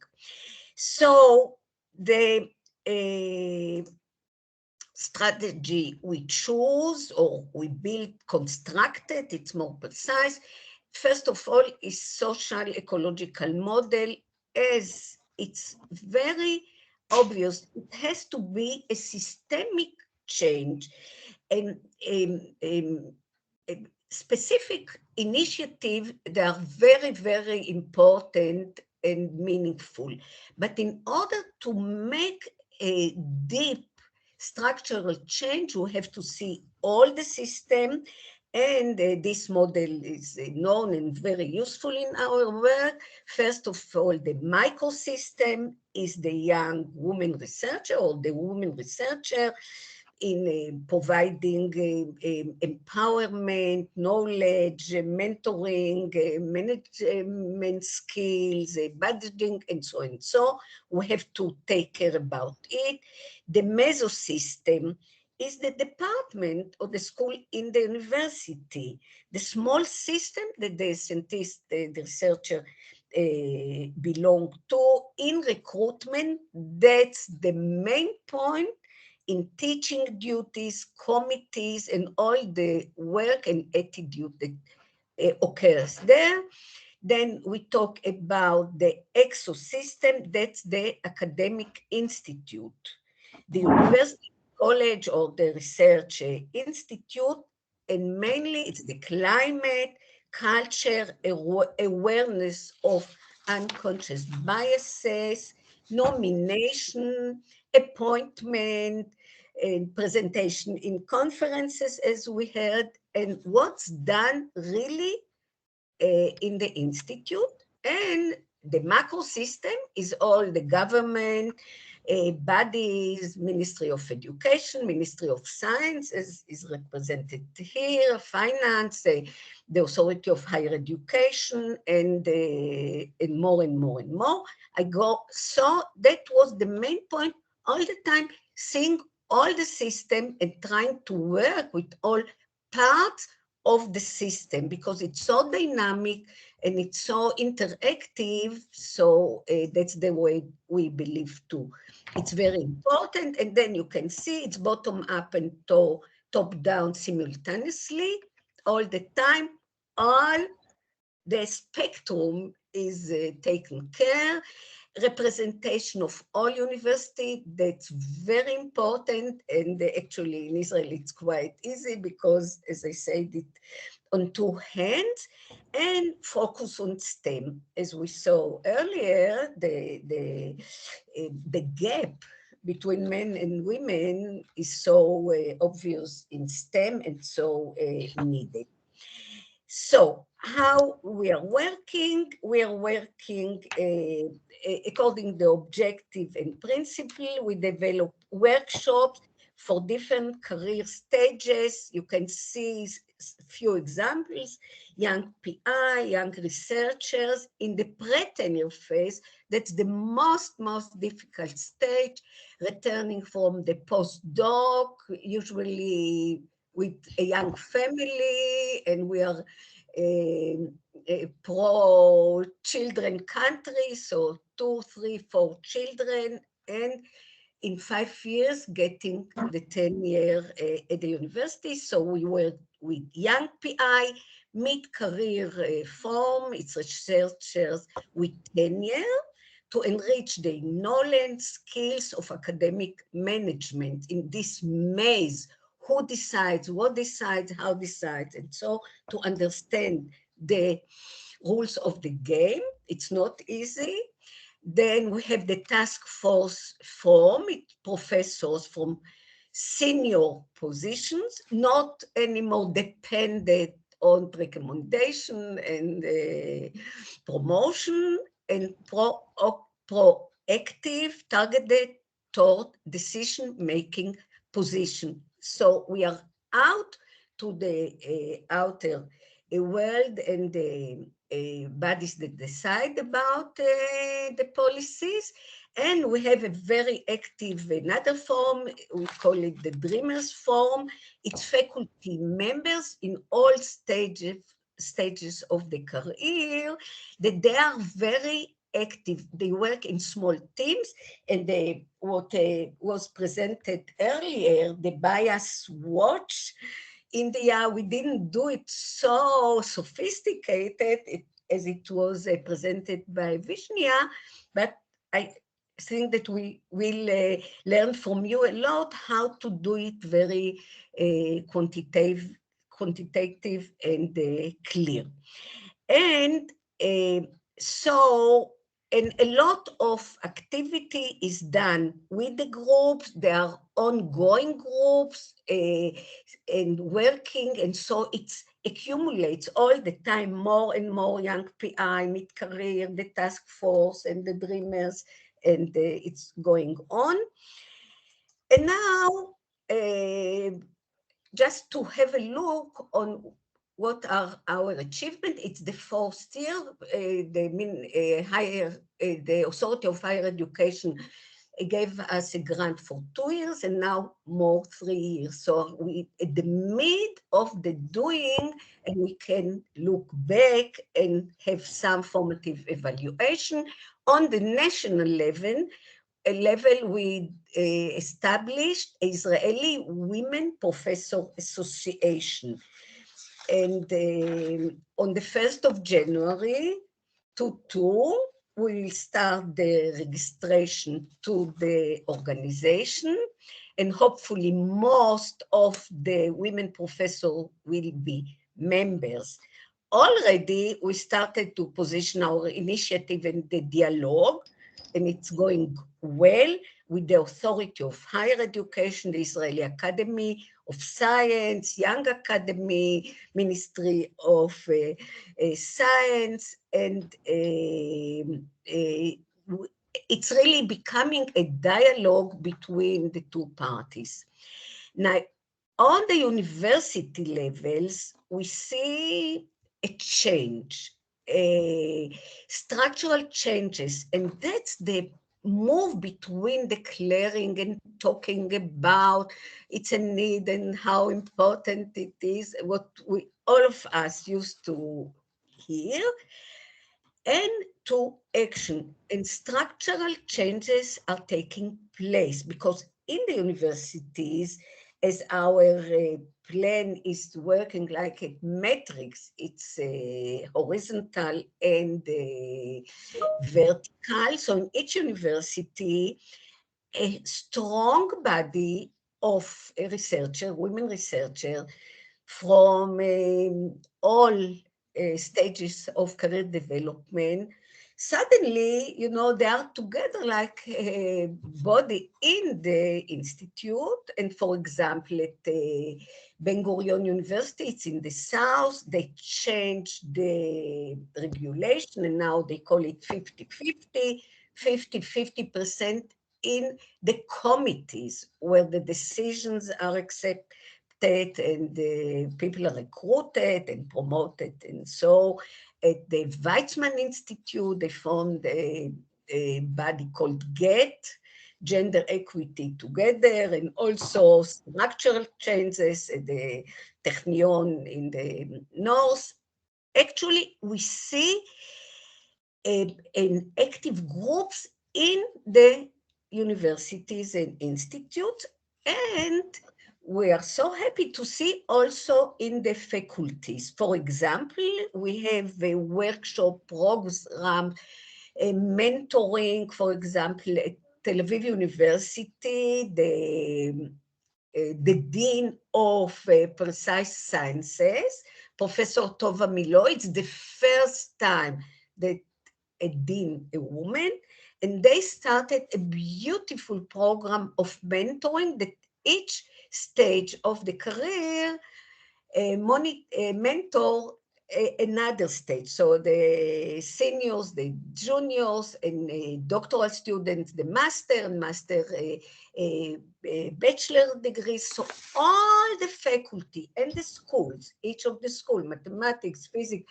chemistry, they structure a very clear and a program for everybody is seen and is active. And Rachel, you have 2 minutes? Yeah, it's enough. Exactly. It's the Yay. Yeah, it's okay. And top down. So everything was as we started, young, we went up, and top down, it's the Equator program, the Council of Higher Education. And we're very happy that we stimulated the Authority of Higher Education to develop the program and allocate resources and took the responsibility, our initiative took the responsibility of training and supervising the president advisor that will implement the program. So actually, we are exactly at the start of a program. Each institute applied separately. It was approved or with comments and changes or not approved. And our initiative will, the two groups of president's advisor in the colleges apart and the university apart, work with them, follow them, help them, supervise them, and all what's needed to move this change of the stubborn gap. So we have now a good feeling that we are on the right way. And what works is solidarity and hard work. To be stubborn, as we are fighting the stubborn gap, we are very stubborn and work hard to fulfill the vision. Thank you. Wow, thank you, Rachel, for a great talk, but moreover for this excellent work that you're doing in order to advance women in the somewhat masculine environment of the higher education institutes. So I see that there are no questions, and I am not sure. Amit, please help me out here. Are there any questions? No, I didn't see any questions. I didn't see any questions. Okay, so thank you again, Rachel, and Shobna, back to you. Okay, thank you so much. So now we will have a set of talks about the lives of women in science. So our first speaker is Nanita Jairaj. She's an independent science journalist, editor, and storyteller who is interested in the contributions and journeys of underrepresented groups in science. She's the co-founder of the award-winning feminist science media platform, thelifeofscience.com. She's also an author of several children's books, her latest being Ratna and the Ring of Fire, and 31 Fantastic Adventures in Science. Nandita, over to you. Hi, hello, Shobana. I hope I'm audible. Just stop me. Yeah, it's fine. Yeah. Okay. I'll just start sharing my slides.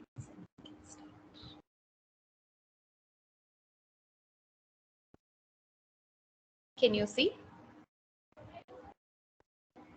Yes, we can. Okay, perfect. So hello, everyone. Thank you for inviting me, Shobana. I'm glad to address a very different kind of audience than I'm usually used to addressing, but I feel like these are the kinds of audience that have most potential to create some sort of impact in what we're all talking about. So hello. As Shobana said, my name is Nanita Jairaj. I co-founded a feminist science media platform. These are words that generally don't go together, but it's called thelifeofscience.com, and it's been around since 2016 or so.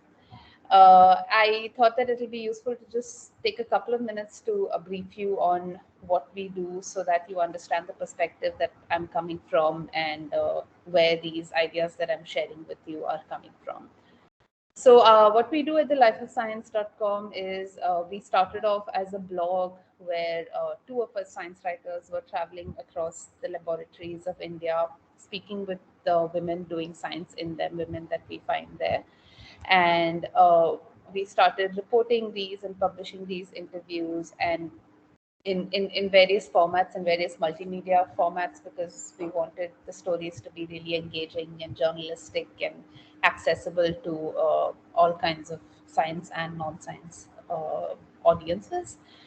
Most of our work is based on in-depth and in-person interviews. Of course, since COVID last year, we have been facing a few limitations and some of our interviews are now online, but we consider it important to try our best to be on the scene so we actually witness and experience the scientific atmosphere that these women are functioning in, and that really helps us in our storytelling process as well. So our project has been, I mean, we nicknamed it lab hopping, so it's also known as lab hopping because we're hopping across labs.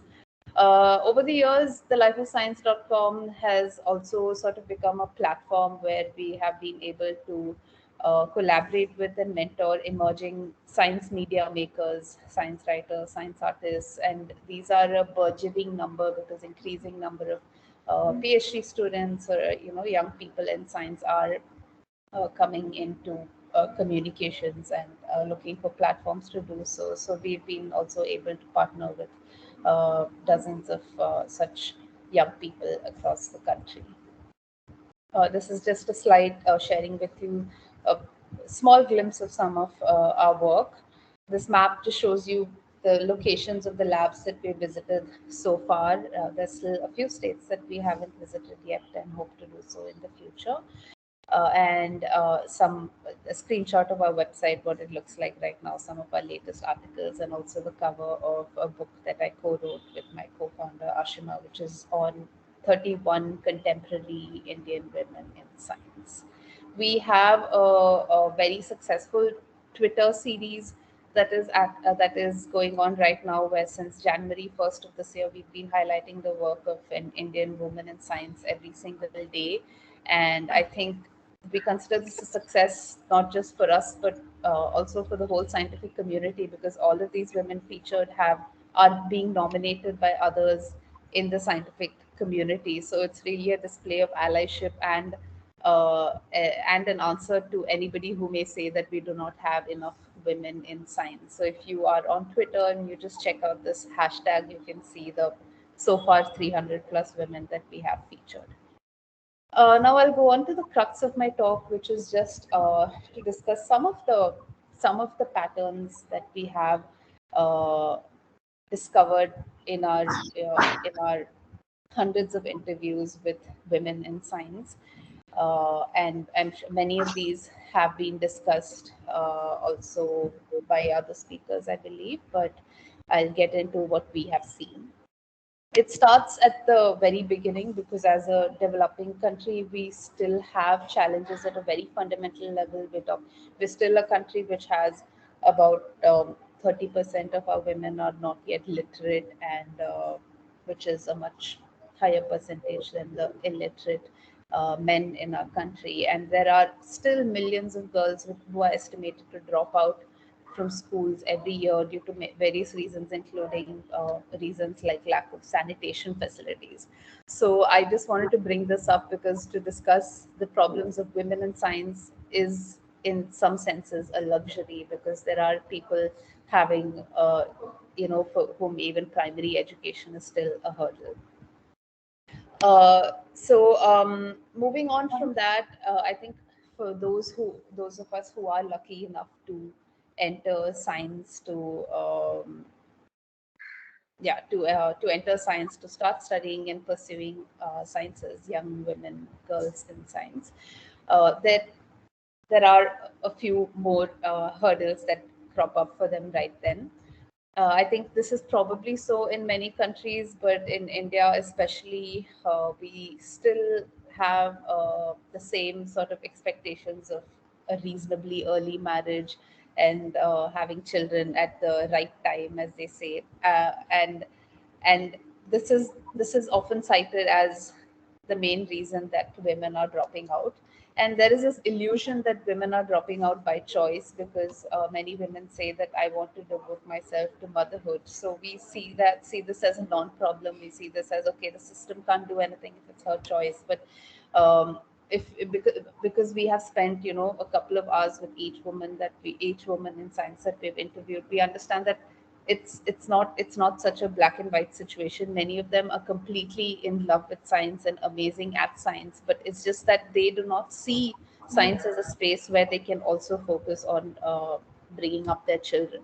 So we really feel that it's important to turn the narrative into why is science seen as a place where motherhood cannot be accommodated, and we need to go. I think some policies are slowly reflecting that.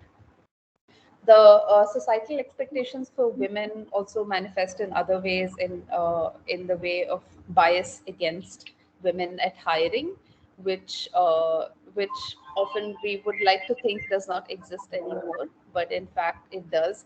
We have met multiple people who have been discriminated against. Of course, if they are a mother of a young child, that makes them an unattractive candidate because they are assumed to not, they will not be able to commit to science in the way science demands. We've also met married women without children who are not hired because the hiring committee feels that she is likely to have children soon. And we've also met unmarried women who are not hired because somebody on the hiring committee thought, okay, she's probably going to get married in the next couple of years, so let's not hire her. So these are all real situations that we have witnessed or people have shared with us. But again, thankfully, even though it's a small number, there are, maybe about 20% of women who are able to enter the scientific workforce and become, principal investigators or faculty at universities or research institutes. But the next level of hurdles is now they have to rise. They have to rise to the top. They have to progress in their career. And the primary hurdles to this is everyday sexism, which is quite normalized among women in science, just as it is in any other professional space. But somehow we expect that science would be immune to it, but it's not. And it's quite common quite common for us to have conversations with women who say they have been at the end of irrelevant comments about what they're wearing or their personal goings on in their life, who they're married to, or if they're divorced. And, these kind of conversations are not considered unprofessional, unfortunately, in a lot of our professional science spaces. So we have seen that successful women in science are able to take these in their stride. But the question is, should they have to? And is it fair that those who are unable to tolerate these kind of conversations and this kind of sexism are driven out of science spaces? Is that a fair occurrence? Should we be allowing that to happen? Women's abilities are constantly doubted is also something that we have seen. We have, I have various examples for this, but I won't get into it right now. But this is also why the phenomenon of imposter syndrome becomes extra strong for women compared to men. It's because they are having to prove themselves at every step. And there are several famous women in science who have spoken about this, like Jocelyn Bell Burnell and many, many others. So this is something that we've also seen reflected in Indian women in science. There is also the other sort of microaggressions, as we call it, about women being given less scientific tasks and being put on committees which are seen as more women friendly, which are less rigorous and less scope for opportunities and meeting powerful people. And I also want to bring up the fact that we do have a lot of transgender persons in science who are never discussed. And for these people, it's a matter of often suppressing their actual gender identities for a chance at being treated well and for a chance at being allowed to continue doing their science. But we do not have yet a work atmosphere that is sensitive to the impact this has on one's mental health. The effect of not being allowed to be yourself is quite traumatic, and this is also a reason why a lot of trans students in science are dropping out of universities. Before I wrap up this section, I just want to say the sexual harassment is just as frequent in science as it is in other spaces. However, in India, we have a respect for scientists which is a good thing, but it manifests in a way that gives them impunity from the most terrible of things. And it's especially hard when the power dynamics are so imbalanced, as with if it was a PI, if it was a professor who was misbehaving with a student. But very recently we saw a case of sexual harassment at a top engineering college at an IIT in India, which was a student case. And even there, this became a police case, and the student who was a rape accused male student was given bail because the High Court deemed him talented and a future asset to the country because he came from a very exclusive engineering college. So these kind of things are still happening in STEM, which one could say is quite unscientific. So now, I mean, the next, I mean, when it comes to women trying to, reach the very top positions, administrative positions, they have to reach some sort of benchmarks like win awards or be invited to conferences as speakers. So the other sort of Indian, maybe South Asian thing that we see is that most science spaces in India are still very gender segregated. This ends up with women in science not having as many powerful friends and men of science as their male peers. And as a result, conference organizers claim that they cannot think of any women to invite as speakers. And this is why the work of Shruti and Vaishnavi at Bioswatch India is very important, because how long can jury say that they cannot think of any women to nominate for awards? A prime example for this is this year's Shanti Swarup Bhatnagar Awards, which is the Indian government's one of the probably the biggest award that they have for scientists by the Indian government, and they awarded 11 winners across all fields of science, and there were 0 women awardees this year. Even in biology, they could not find one single woman to who they felt was worthy of winning a prize. So there is a long way that we still have to go. Before I wrap up the findings that we have done, I also want to say that not all women in India are affected equally, and at the same time, not all men are unaffected by these problems. There's a lot of nuance. There's a lot of intersections that make some women maybe even more privileged than some groups of men. Yeah, so I don't want to get into that too much, but I would urge you to go through some of the stories that we have written on our website if you want to know more. How many minutes do I have left, Shobana? You have about 5 minutes left. Okay. Plus great. question time. Sure. So there are also a few problems that we see that scientists on the whole face, which is, hurdles that are faced by scientists in India, and probably in any other country has its share of hurdles to overcome for a scientist to be able to do their best science. Even with these apparently neutral problems, there is a need to look at it through a sociological lens, through a gender lens, or in India through a caste lens. If, for example, if you're talking about, we have a lot of schemes, we have, but there is still highly inadequate funding that is kept for science in India, and often these funding, even when it's there, it's received very, very late. There are huge problems of delays of receiving funding and red tape. So this is, on the surface, it seems like a problem that would affect all women, all scientists equally. But we have to think about ultimately the people who are able to stay in science are the ones who are able to who are able to continue doing their science despite not receiving their fellowship for a year. Who are these people? The people who are socioeconomically privileged. So that is that is a problem. That is how some students, some scientists are affected more by these seemingly neutral problems than others. The same thing applies for things like the scientific culture of having extremely long hours at work, having to work 12 to 15 hours a day. Who are the kinds of people who are able to do this? Often they are people who have someone at home to take care of the domestic duties, and who have do not have to worry about that and can afford to be fully committed to science. So there is a need to look at these neutral problems also through gender and caste lens, and then we can think of how to move ahead. So I mean, I am pretty much done. I just wanted to say that we are not in a terrible place, but as journalists who are covering the issue of women in science, one of the biggest hurdles we face is this resistance to critique.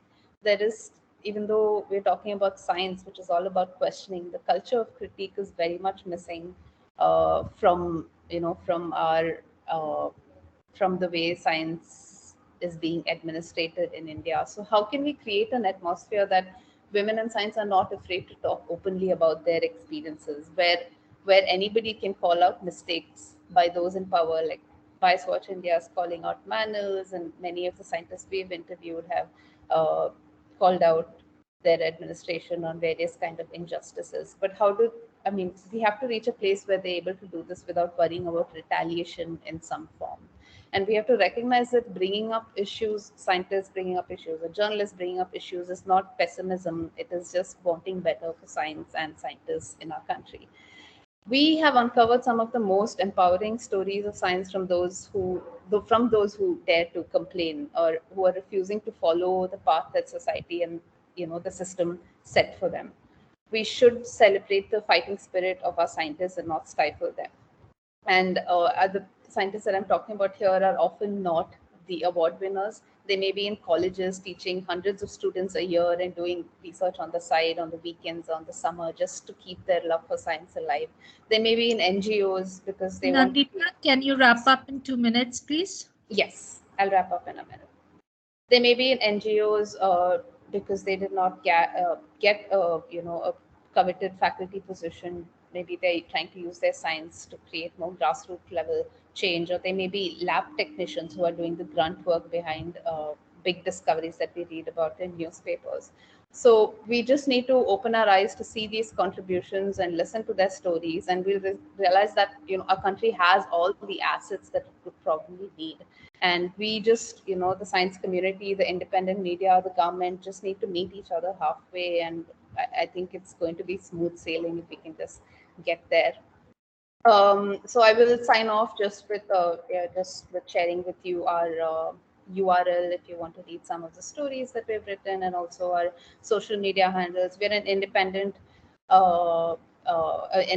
project, so we're constantly crowdfunding, and that's how we keep alive. So you're welcome to support us there as well. That's all from me. Thank you so much.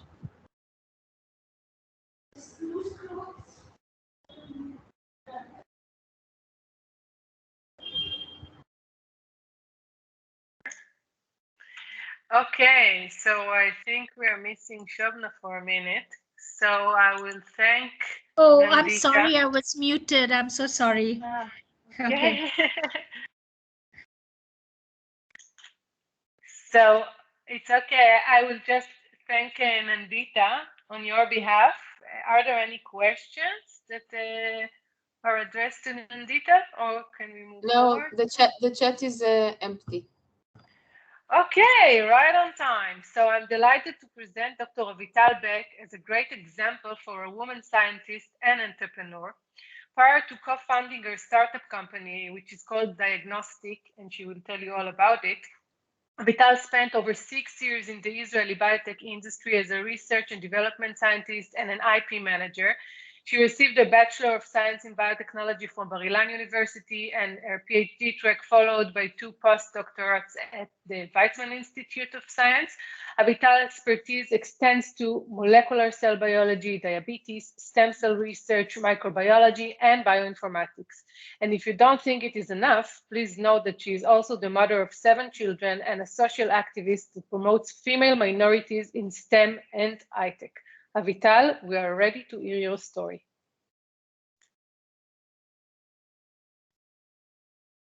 Avital? Thank you. Can you hear me? Yes. Yes? Okay, so wait, I'll just share.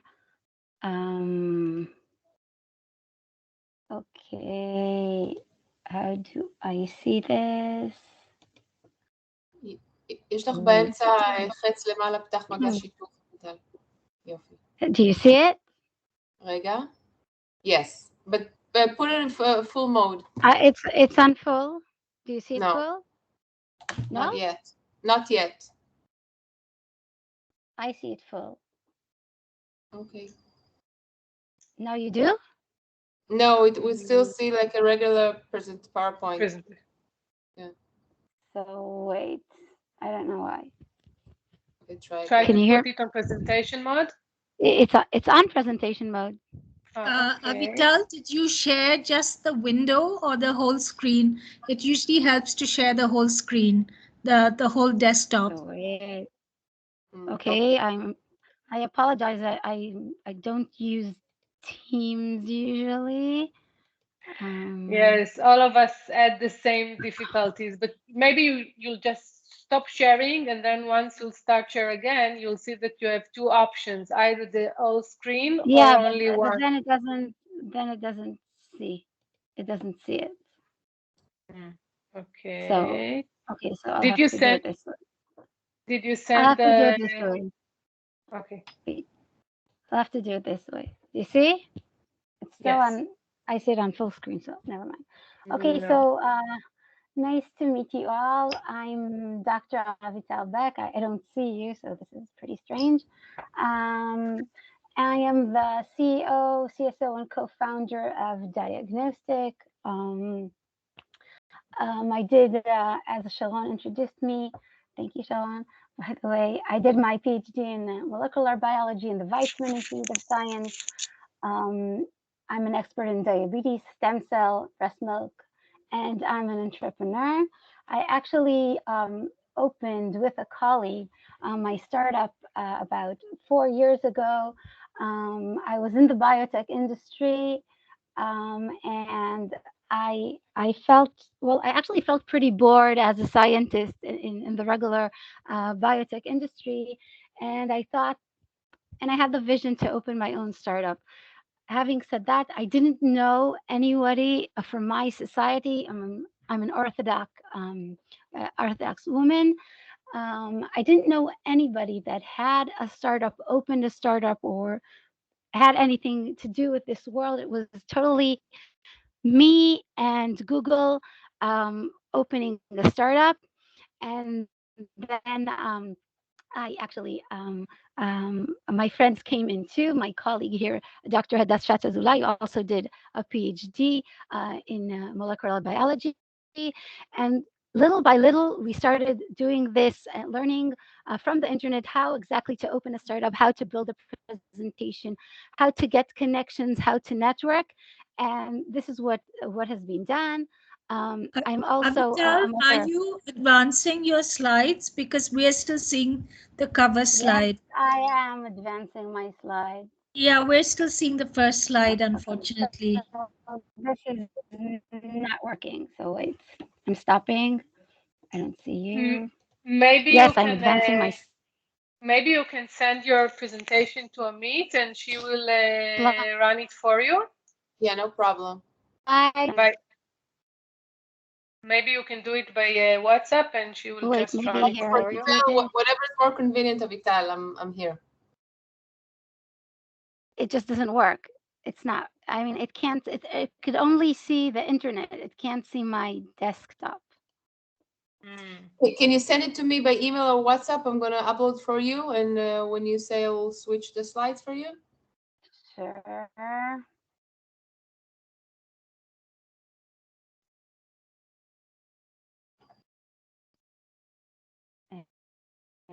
Yeah. So, because I do see it, it's just not. So you will use yours, and we will see what Amit is broadcasting. Okay. So on. I could actually talk without a presentation as well, but I think no, it's not a problem for us to share it while you're talking. But turn on your camera. I send it to you here. It's on. It's on. Sharon, I sent to you via WhatsApp. Okay, so I'll check. So keep on talking. Yes, maybe you keep on talking. I don't see anything in my WhatsApp yet. Maybe it takes a minute because it's heavy. Well, I will keep on talking, and yes, please. And you also this slide. Okay, so we've actually started our own venture, and together with my colleague, as I am a mother of 7 and she is a mother of 5, we came to the conclusion that by combining our passion to family and children and combining the passion to science, because we're both scientists, so we actually came with an idea of a femtech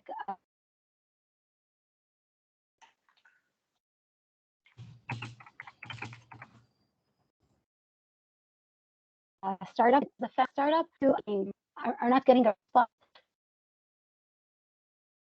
to pains that we have to know that. Did you get it? No, Sean? I didn't get it. No, I didn't get it, and you're kind of breaking. We hear you in breaks, like it's a problem of communication. Okay, I'm in the office. I'm fully communicated, so I don't know. Can you hear me now? Yes. Okay, I didn't do anything. So, and did you get the presentation? No. Maybe it's too heavy. But just tell us about it. Talk about the presentation. Okay. Yes, that's okay. So now I got it, and I'm just forward. I will forward it to Amit. So we actually developed a platform that on the one hand, we develop logical equity inside breast milk, and by colorimetric reactions, you could get an app, a cellular app, a mobile app that you could take a picture.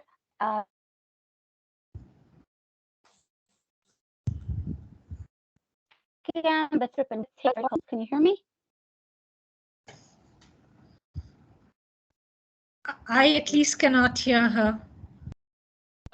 Maybe may I suggest something? I got the presentation. Maybe if Avital will, the rest of will switch their video off so we can hear better, and I will share your presentation, Avital, now. Yeah. Okay. Okay, I apologize. This is no problem.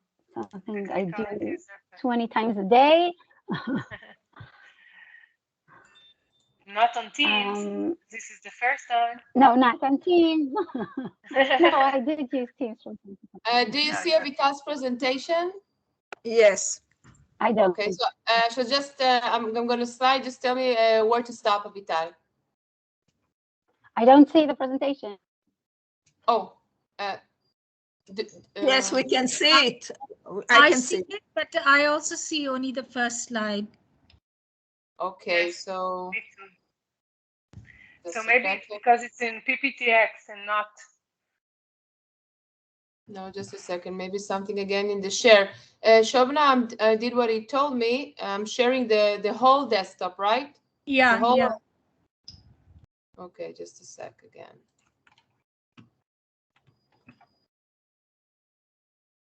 Just a second. Okay, again. Share desktop. Okay, now you're gonna see my desktop. What are you seeing? Are you seeing my desktop? Yes. Okay, so just a second. Now do you see the present? Do you see the next slide? Yes. Yes. Okay. Avital, which slide should I go to?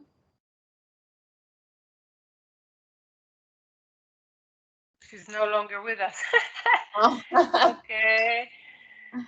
So maybe we will move forward to our next speaker, and then if there will be a solution for this problem, we will get back to Avital. Shobana, what do you think? I don't know. Maitri, are you already there?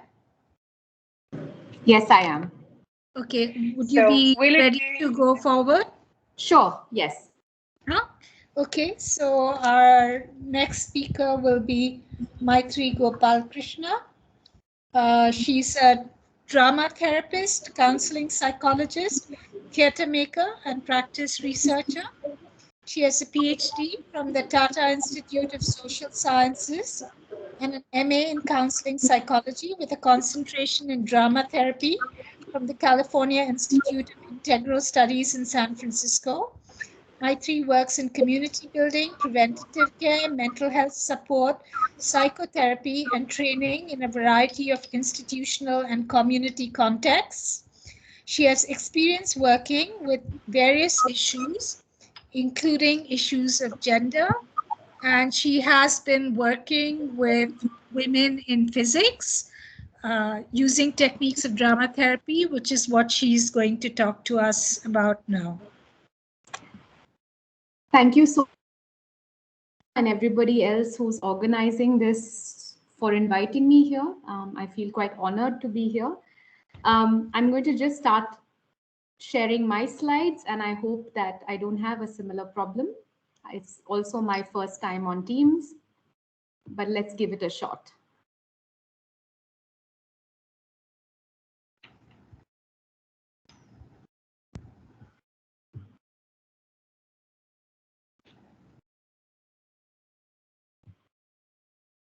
Yes? Yes, fine, perfect. Okay, wonderful. Just give me 1 minute. I'm just going to turn off my video as I cannot see myself. Okay. Now we don't see your screen anymore, your slides. Yeah. Make it full screen. Okay. All right. Like Shobana said, I'm a drama therapist and a counseling psychologist, and I have a particular interest in how systemic issues like gender, caste, stereotypes, etc., affect the mental health of an individual and by extension their work. So when Shobana invited me to facilitate these sessions for women in physics, I was very interested to do it. But before I go into that, I thought I'd give you a little brief about what drama therapy is. There's a definition here on the slide. It's the intentional and systematic use of drama or theater methods and processes to achieve psychosocial growth and change. The tools are from theater, while the goals are either in psychology or in social justice or social change work. So drama therapy typically can be used in two places. One is in clinical work that are dealing with mental health distress or even mental illness. Here, typically, if they're dealing with a diagnosed illness, I work in tandem with other mental health professionals like psychologists or psychiatrists. And the aim there is to look at symptom management to help with occupational and social functioning. But the other part of my work that I find very interesting is when I work with drama therapy on clinical spaces with groups that are not dealing with a common mental health distress, but actually have a common identity. So for example, in this case, I was working with groups of women who were physicists. So that was one common identity. And the other common identity was that they were all women, or they all identified as women. Here, the goal of the work was really to enhance well-being, productivity, and to achieve certain common goals. We did this by first building common working agreements, developing a sense of group and ability to work together, sharing challenges and strengths, and then, of course, working through those challenges together. The aim also in these non-clinical spaces is to help the group develop shared vocabulary and processes that can be used in the absence of the facilitator. So really, my goal is to make myself redundant, and also for the group to be able to gather and share resources and networks amongst themselves so that this can become sort of self-sustaining in the long run. And of course, drama therapy is non-threatening, it's pleasurable, it's a creative process, and therefore it can sidestep some of the stigmas associated with mental health work. So why drama? Why not just talk about it? Well, it is active, creative, playful, and fun. It helps people create a sense. Really useful when group members speak different languages at different levels. So for example, for the women's groups that we were running in ICTP, these were women from across the world, particularly from different developing nations in Africa, in Asia, and South America, and so on. And nobody was equally fluent in the same language.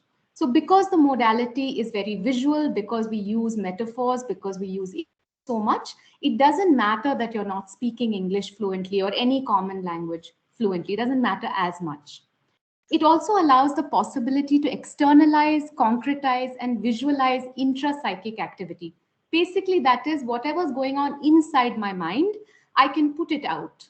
I can see it performed. My group members can, for example, embody each different thought that I have in my head in a particular moment. So if I have conflicting thoughts, I can actually see it depicted outside me as a tableau or a scene. It offers opportunities to practice new or desired behaviors. So for example, if I want to have a conversation with my boss, I can actually rehearse it. I can try it out in this space. And there is growing research and evidence to support the value of embodied processes in education and in therapy. Engaging the body in learning accelerates skills and conceptual and aids retention. There is the possibility for non-linear processing of an experience. So for example, when there is a traumatic experience, typically the experience is encoded in a non-linear or a layered or an intersecting way. And when we use a method that can kind of process it also in a non-linear way, it seems to be more efficacious.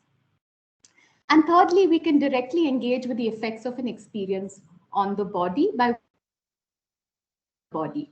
So when we practice new behaviors, for example, the gap between planning or thinking about doing something and actually doing it in real life tends to decrease. And people are able to make changes easier when they've actually practiced the change that they want to make. So these career development workshops for women in physics happen every other year at the International Center for Theoretical Trieste. So I've been able to facilitate these drama therapy sessions in 2015, 17, 19, and then this year was quite different. We did it online. So here we are seeing the group finding common ground and brainstorming challenges. We do all of our work standing, moving, in action. So there isn't much sitting on chairs and talking, which is quite different, I think, for scientists. But it seems to bring a different sort.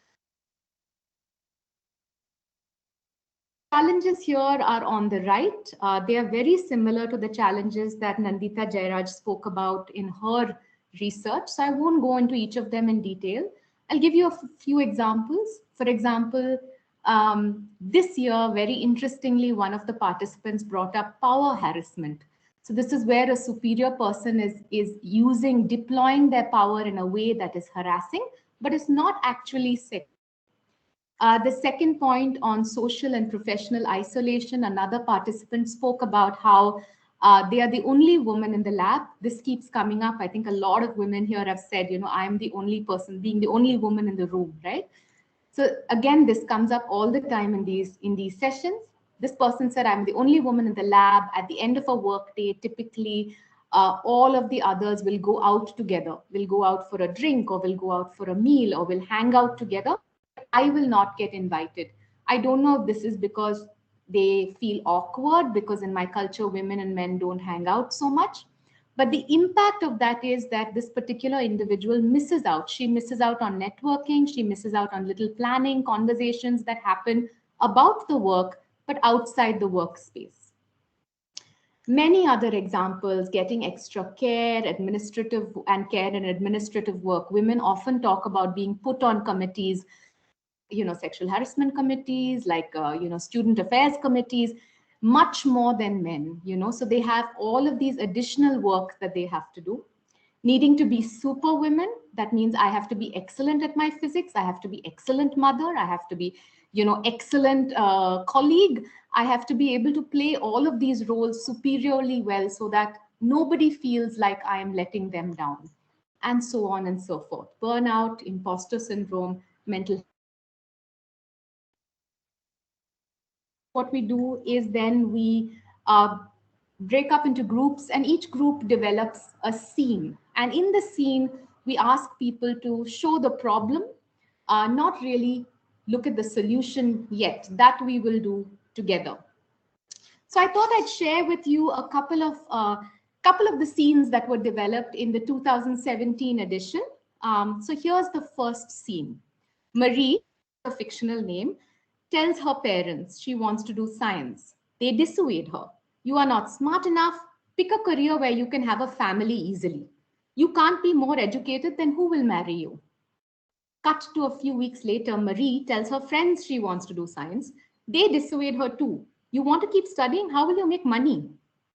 Cut to a few years later. One boss, she says she needs lab time for research. She is a better communicator and she has these motherly instincts. A few weeks later, a second boss tells her she needs to quit as she complains too much. Another scene, a department meeting with all men and one woman, Ella. The woman's idea is not heard, and Michael, a male colleague, speaks over her and gets credit for the idea. Michael later invites Ella to a party and suggests that she loosens up and hangs with the boys. He also jokingly says she'd look really good in a swimsuit.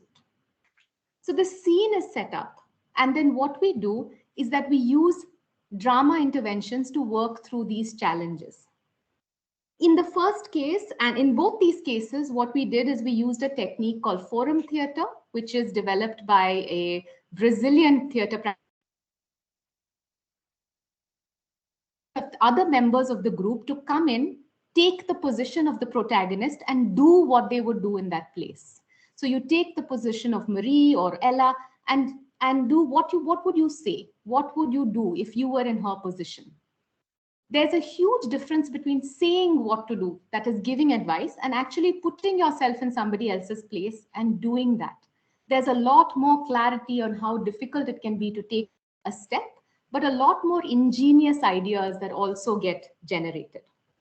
Let me give you another example of a scenario. A postdoctoral researcher has to finish work. She can't. She's not sure why she can't. She doesn't ask for help. She loses energy and charge till she is completely down and calls her mother and says she wants to go home. After this, we did a process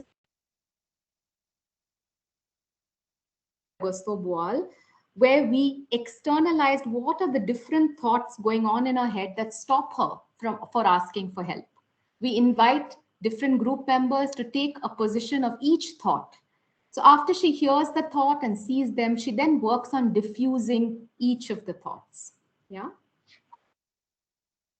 Another scenario, a student is warned by the professor. He is a bit odd, be careful. These warnings are all very vague by her friends. Yet this is an influential professor. He invites the student to go out for dinner. The student is in two minds.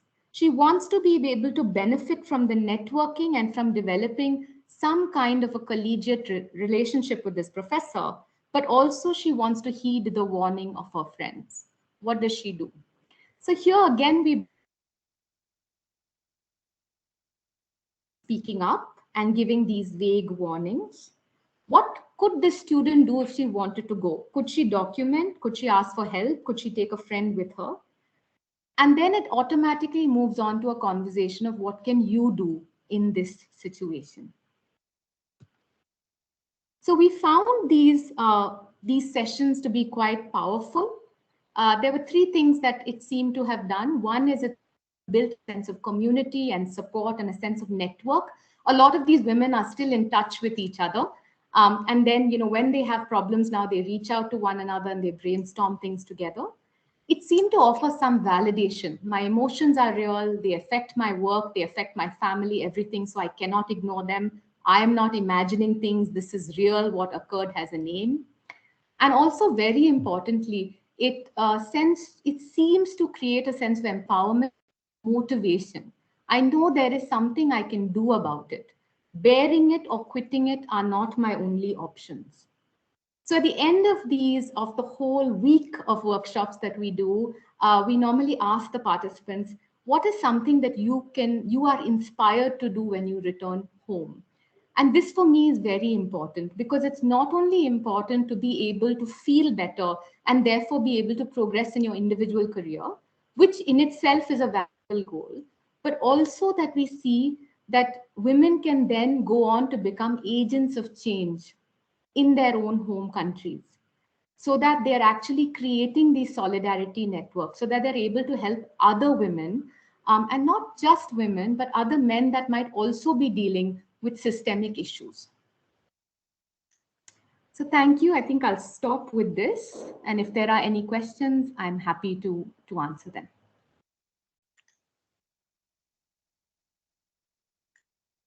Thank you, Maitri. Are there any questions?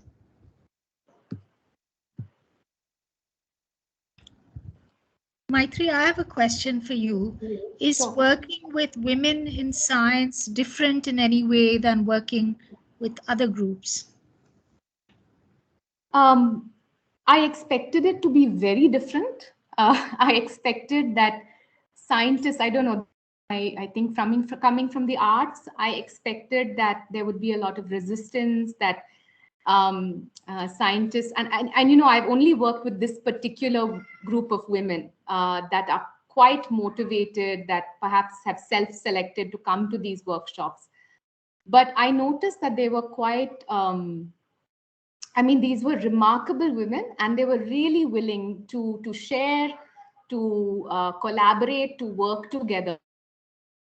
Stereotypes I had about scientists not wanting to get out of their chairs was, yeah, completely proved to be wrong in this situation. So I found that, of course, there are very unique characteristics of every single group. But I found that there was quite a lot of receptivity, quite a lot of eagerness and engagement. So it was not so different from many of the other women's groups I've done. And do you, since it's an international group, do you see cultural differences amongst countries? I know that it's hard because you work with them for a limited time, but do you see differences or commonalities or both? I think there's a lot of commonalities, and I think what ends up getting highlighted a lot is the commonalities, I think. But for sure, there are differences. So the way I see it is that there are systemic issues in science, and I mean in physics, but there are also the systemic issues in each of these cultures, and together is what they can cause the barriers. So you have cultures, for example, where there's quite a segregation of women and men. And in those cultures, it's even harder for women to interact with male colleagues after work, for example, right? So I think the cultural differences for sure play out in terms of what are barriers for these women. But in that 1 week, there seems to be such a sense of solidarity, and you know, we are in this together, that what gets highlighted a lot are the commonalities, especially in terms of the challenge that they face as women in physics. Okay, thank you. Sharon, thanks again, Maitri. Very interesting indeed. Of course, I was aware of your work from before. Sharon, over to you. Thank you, Shabana. So unfortunately, Vital is facing a lot of difficulties, technical difficulties in reconnecting to the Teams platform. So we might as well move forward. But I have to check if our Rinat is here. Oh, Rinat is here. So great. So we are now reaching our last session that will focus on research institutes in the periphery. And I'm pleased to invite Ms. Rinat Jairaj, the Director of the Science and Community Division of the Ministry of Innovation, Science and Technology, where she oversees governmental support for addressing social gaps through science education, creating the next generation of Israel's scientists, and promoting R&D in the periphery. Previously, Rinat served as the Director of Municipal of municipal something. I'm losing it. So Rinat will present the concept of research institutes in the periphery areas, and those are actually research institutes that MOIST is supporting. Rinat, go ahead. I will share Rinat's presentation. So just let me know, just a second. Thank you. So hi everyone, good afternoon. My name is Rinat Shafran, and I'm the head of Science and Community Division in the Israel Ministry of Innovation, Science and Technology. The ministry, yeah, can you just switch it into presentation mode, please? Thanks. Can you make it, Amit, thanks, yeah, great. So the Ministry of Innovation, Science and Technology is proud to promote research and development in Israel, and particularly in the country's periphery. For over 40 years, we have provided yearly funding to 7 R&D centers in peripheral areas. I hope you see this large enough. Amit, you should go to the first one, the first category. עבור בין תצוגת מגיש להצגת שקופית. Just a second. Okay, thanks. So for over 40 years, we've provided a yearly funding to 7 R&D centers. The centers focused on applied research that seeks to address the needs and challenges of the regions. So this includes research in many different fields, including agriculture and supporting technologies, environmental science, social science. The centers support pioneering research and technologies while enabling Israel's finest scientists to live and work in the periphery of the country. They also play an important part in their communities by offering educational science workshop, mentoring for students, hosting science events that are open to the public. They could even mentor PhD students, research students. Some of these centers have numerous branches, which allows us to even greater reach. We're proud of the achievements of the R&D centers, and even more so of the representation of women in senior management positions in over half of the centers. We believe that this representation reflects on the role of Israel's diverse population, playing in creating a culture of excellence and achievement in science. We will hear now, so I just to show the map, we have 7 research institutions that come from like the upper north, the Galilee Research Institute, down to the south, Dead Sea and Arava. We have over 185 full-time researchers, over 250 publications, and over 10,000 community activities. We will today meet 2 women that are playing a management role in 2 of our institutes, and I'm proud to introduce. I think Sharon, you will be introducing the 2 of them. So thank you, everyone, and well done for this day today. Thank you, Rinat, and my apologies. I was missing the 2 last rows, so I will complete it now. Rinat served as the director. No, I'm sorry. I was missing it. So just to finish it, that you were serving as the director of municipal development in the Ministry of the Interior, and she holds a graduate degree in public policy and political science, and they are both from the Hebrew University. And Rinat, thank you so much for introducing us with the research institutes in the periphery. So now it is a great pleasure for me to present Dr. Manal Haji Zaroubi. Manal did her first degree in natural sciences, chemistry and biochemistry. Her second degree was in medical chemistry, and in 2003, she received her PhD from the Institute of Organic Chemistry and Biochemistry at the Technical University of Munich. Later on, she worked for 10 years as a senior chemist and a project manager at a pharmaceutical company. And in 2016, she joined the Institute of Applied Research at the Galil Society in Shfar'am, at Israel. There she was a research associate. After 1 year, she became a researcher in the water, in the wastewater treatment and medicinal plants in the same institutes.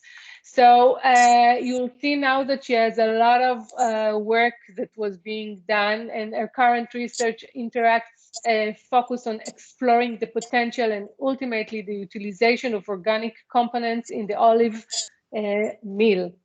So Manal, I will give you the floor to tell everything about your work in this research institute. Thank you very much, Dr. Sharon. It was quite an introduction. Let me first share my presentation, and I think it's here, and it's presentation mode. Let me see if it works. Okay, yes. Now you see my presentation. Okay, yes. First of all, I would like to thank you very much for inviting me to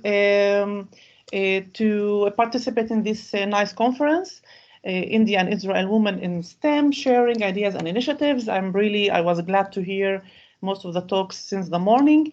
My name is Manal Haj-Zaroubi, and I am working at the Institute of Applied Research of the Galili Society. So this is one of the research and development centers that are supported by the Ministry of Science and Technology, which are in the periphery, these R&Ds.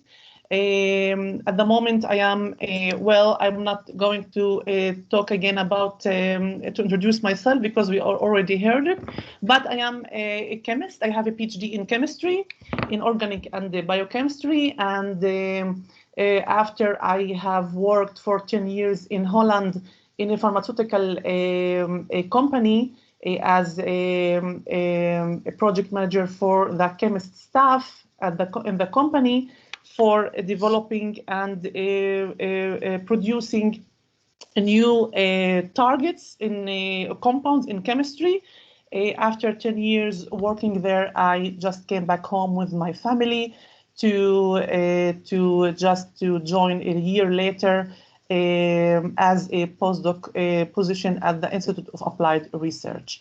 I have to say that, the Institute had welcomed me, even though my background was more in industry, but they said that this is also an important thing, that we also get people that they are not only have an academic background, but also an industry background.